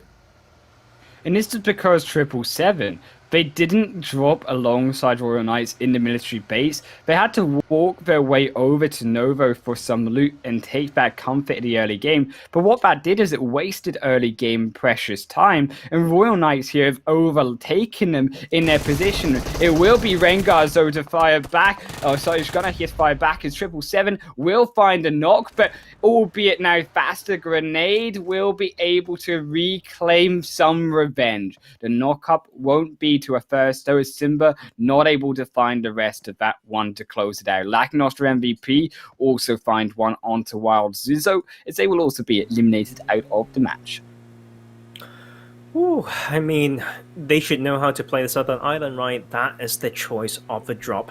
And the Simba now slowly coming into maybe support and can make it a little bit of a trade, maybe of a 3-4-3 right now, and they actually don't want to hang around so much. They've got that priority to the bridge, and they should maybe use that to get a better position and just be more dedicated on that bridge control, because now that they're rotated around, they may get themselves stuck on the Southern Island for the next shift.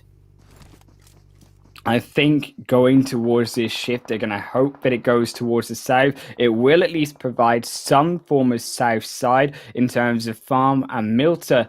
But crucially, I think we're going to have to look towards that shelter side. For once, actually, we might end up using shelter in this final stage and in the UK as a whole to see how these teams can center around. And I think if we draw ourselves all the way back to the start of the competition, Lakonostra MVP are known as a team to be able to hold strong around the shelter, and with a strong showing already in today's games, that could go towards their favor.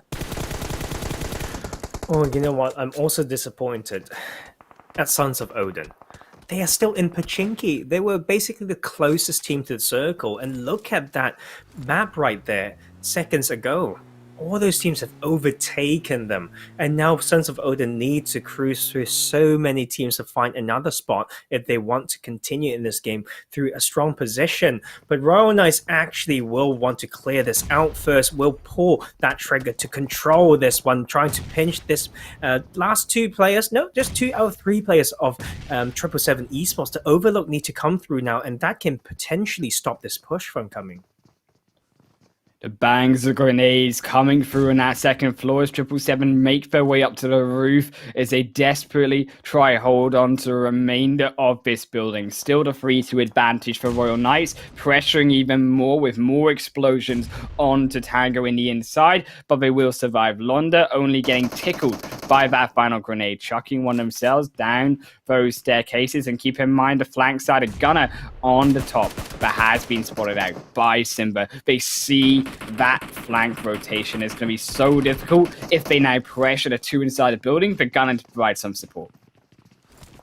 And maybe Gunner can rotate to a different spot for Overlook to get a different angle onto this one. It can still work out for them, but meanwhile we have the circle shifting away from this position. So they need to wrap this up quick, and the circle is already closing. This type of standoff will damage and cause trouble for both of these teams. 777 still holding on for now, jumps down. That might have been a mistake for Londa, but finds a 1 piece. Can they find a 2? They just need to find one more, and they will not find it for now, but the zone closes in, and now the danger for Royal Knights. But they keep themselves alive. Tango will fall down as well, not able to take the final sliver of health, but here comes Gunner driving in a respite is not here. Starboy now needs to find a third, will smack him down, and 777 unable to finish off what they started. And Starboy will be the star player for Royal Knights, keeping now both even of Royal Knights members alive. It fell. clutch hits coming through from both teams. They're so close. And you know what? Just leave that one there because they've got some more distance to cover. Ki1 still got that full squad after causing damage to South TSC Legends. They will continue with that momentum. Now, Sons of Odin's under pressure. They feel that from those knocks upon them, and the South Ki1 will try to grab as many kills as they can, trying to do that 2-2 split the card to pinch all of that. More nades coming in. Back onto your knees. Albert's dead. Shoxy back on those knees. Baka is probably the last one standing.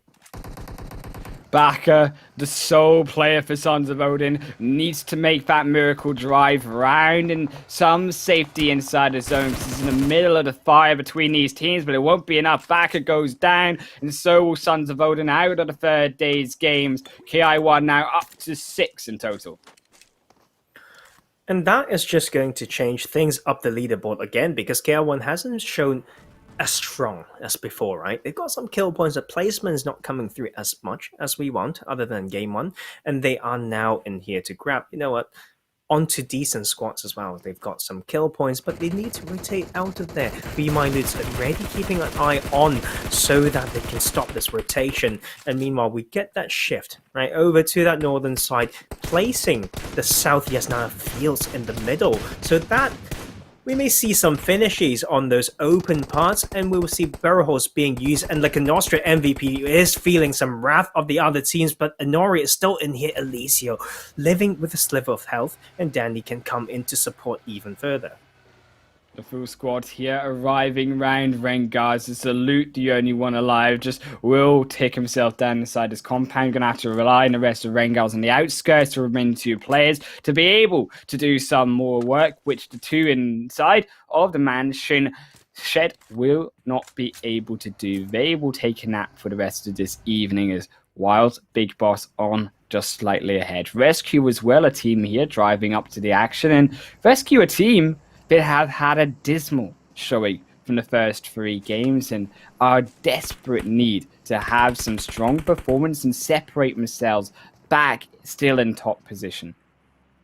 Yeah, I mean, they had one of the cleanest Erangel wins that we've seen so far in the tournament yesterday, and they are here to maybe repeat that history, and they really need it. They can't rely on that comfort at that top spot right now. They barely gotten any points today, so they need to go even further, and with this edge position, they can't seem to capitalize on that for now, and they want to start bringing themselves, you know, to that western edge, and they can start looking down that Yasnaya field and find the sweetest spot.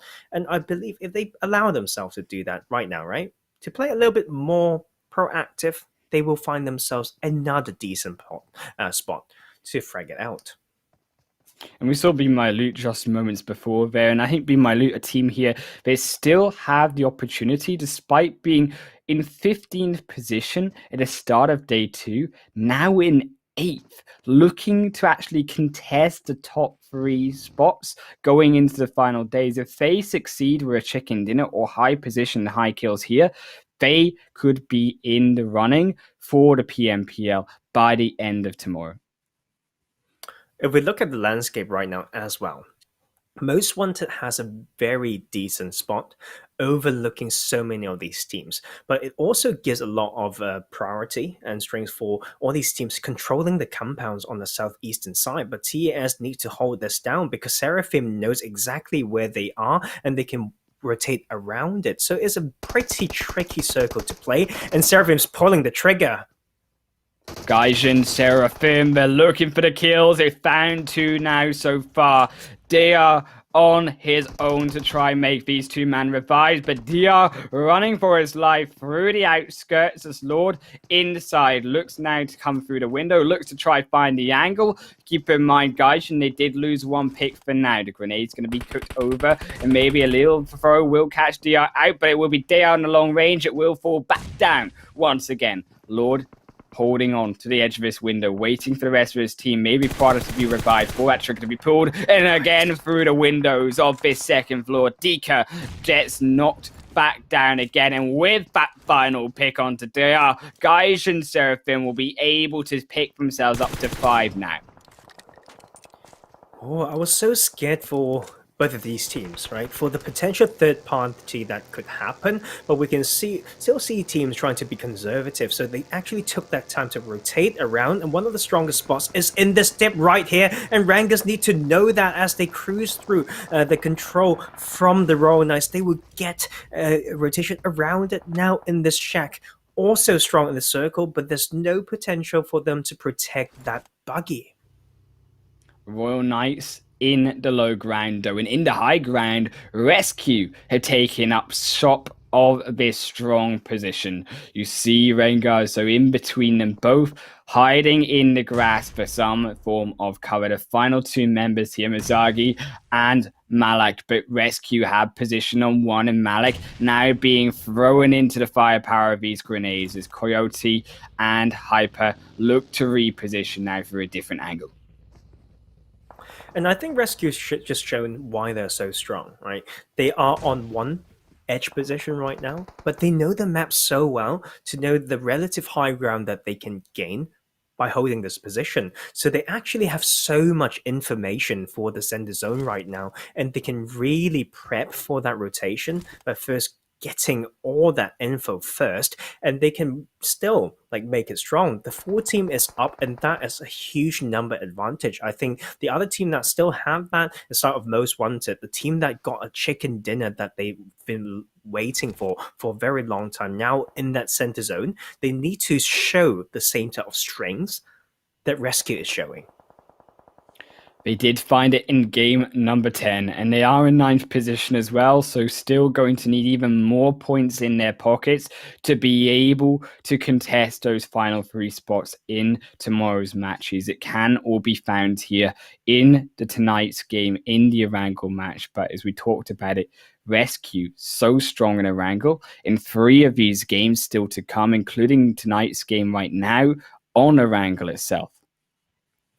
And HardShift needs to make a way in too. And Lotus getting knocked may just be given up by his teammates because the rotation is more important. HardShift for sure know the true meaning of that. And we can see this barrel hole still kind of in play. Most want to try to control this with a bit of a split with Tatazika, showing what he can do as a substitute player, will control and guard that rotation through that buggy for his teammates, and that will be kid back into that compound. Now using that, well, very limited, one of the strongest buildings in the circle, they will try to control more, and HardShift's trying to come in so hard to find a spot, but Spawn just made it through.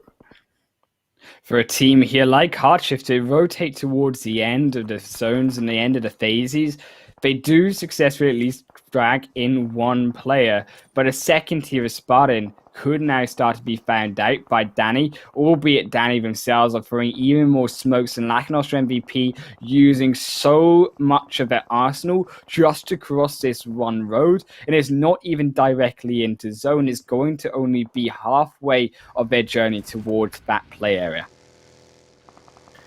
And we can see some of these maneuvers maybe coming through to sit in the smoke, right? We talked about the maths there, right? The hard facts, and we can see Lakonostra maybe using that in their favor. They don't find a spot in the circle yet, but they are trying to make it count before they absolutely have to move, and that is them finding some shots onto Royal Knights and BeMyLOOT here. Although having a spot is not quite easy because it's all in the dips, and those smokes do give away their position.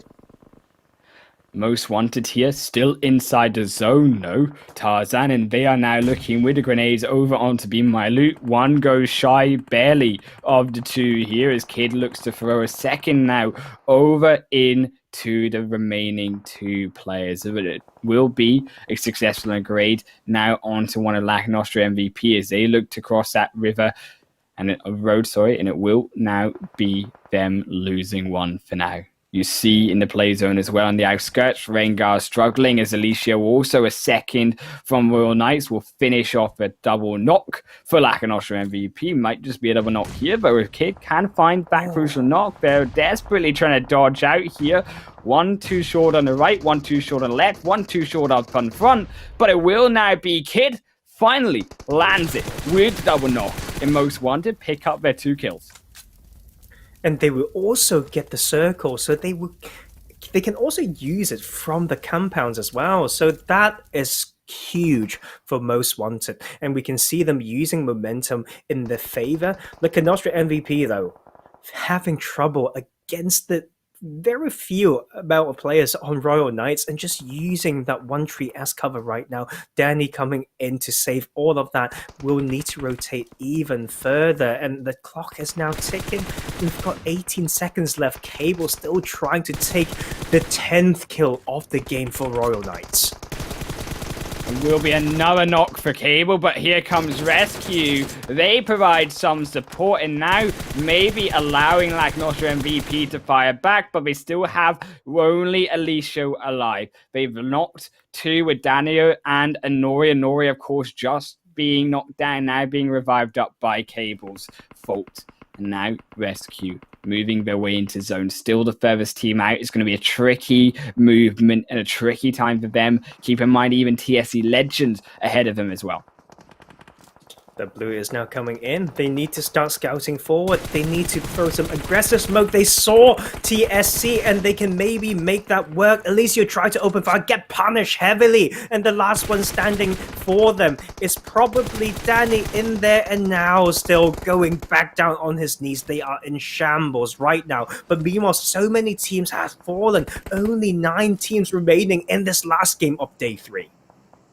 RESQ holding up towards Lakonostra MVP. They find a final pick, and Danny alongside Anori will drop 8 kills for RESQ. They survived, making their way into zone through TSC and Lakonostra MVP, and that's 2 teams on top of that leaderboard as well, going to now be out of the game to their hands. But Most Wanted down below them, still looking to take that strong position even further as they found Tick. Most Wanted will now finish Tick off with the help of Kid.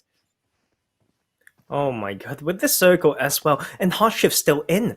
They found the Brilliant Ridge. I think they just have that at the back of their brain. They know this map so well that they were able to find one position to avoid all that action. So they will even grab more placement points here. But they need to know the limits of that, and as the circle keep closing and closing, they need to change the focus right now. Need to know which side to look at, and to be able to guard themselves. Beautiful nade from Most Wanted onto Spongy. Yeah, they threw the double over. One of them did able to land there, and only Spartan now alive. Another rain of grenades comes from Most Wanted. Spartan needs to get on out of that position because the vehicle almost blows him up, but keeps himself alive for now. The drive-by in for Kid to try finish off what they started, and now comes Spartan, needs to make this one be happen through the smoke, but can't quite find a kill yet. Takes it patient on the snake. Spongy will fall down. Spartan, can he find a pick onto Kid? No, he won't be able to now because Tarazika, the substitute or not, is showing up strong once again. Finds Fat Flush, and it will be HardShift in 5th. You see Wild in 4th position as Big Boss goes down. RESQ moving closer. And RESQ with the relative high ground as well, being very, very aware of what they have to do. They can't even stand up. They don't want to give away any possessions. So the 3v4 between these 2 teams. And while esports actually still in this, no teams got a spot in the circle yet, because that plateau with so minimal cover is very, very tricky to claim. And we will see the standoff a little bit further, but Most Wanted, beautiful play from earlier. You know what? Clearing out some of these teams on the edge so that they can protect the next rotation, but I've been so too soon.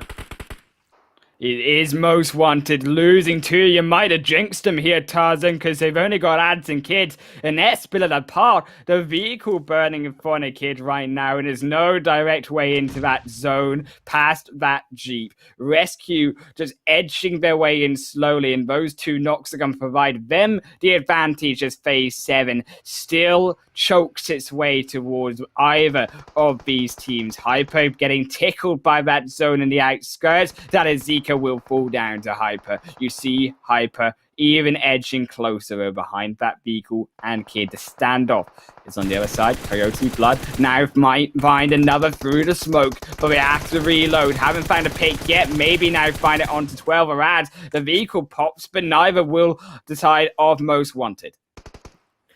And that's huge for them. That revive turned it into 3v3. Most wanted. Kid went out of cover there. Oh my lord. And that is a huge mistake. Just tripped around the physics of PUBG. Now the last two players are in the smoke and they need to find a way out because they've got no sightlines. They gave the opportunity for RESQ to slowly crawl in. In Most Wanted, they're on the edge now, but a grenade splits in between them both.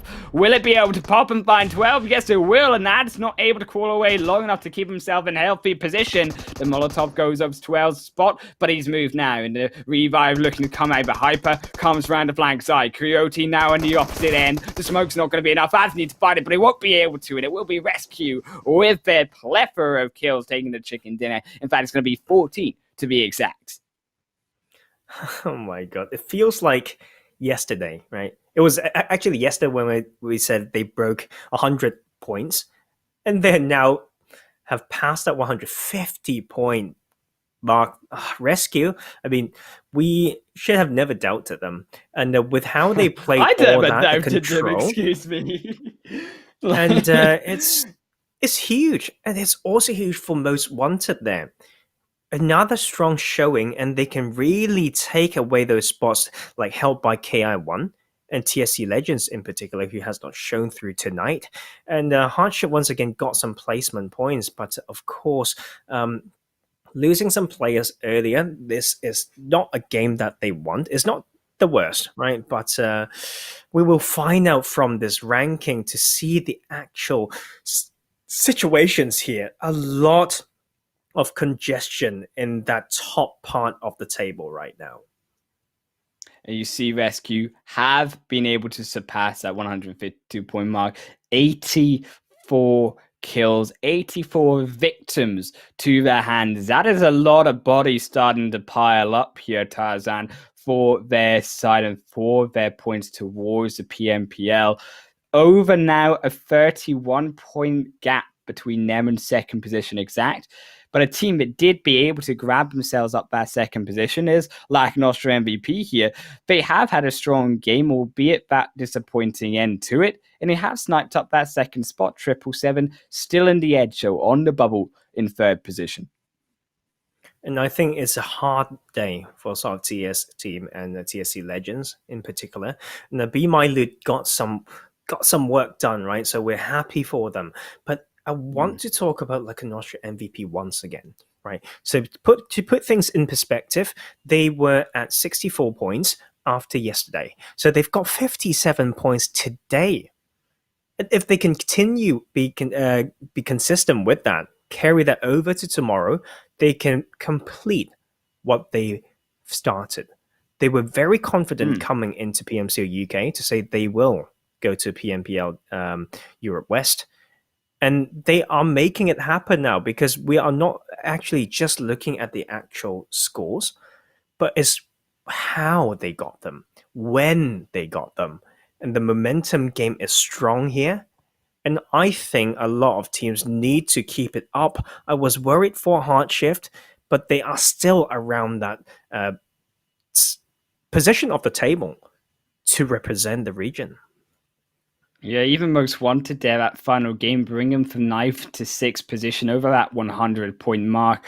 Of course, only now them and those 6 teams going to be the ones over those 100 points. But I think what we do have to see now going into the final day of play is RESQ and even particularly the rest of these top 3 teams still hold on to the lead, because even though they are, yes, 50 points ahead of some of these teams below them, that is still time. If they have a really disappointing 3 games, make it even a 4th game tomorrow, that could be them in some sort of danger. But I think the real pressure is on the likes of 777 and Ki1 along this bubble point for PMPL EU West. In those 2 teams, I want to see really hammer at it in tomorrow's final 4 games. And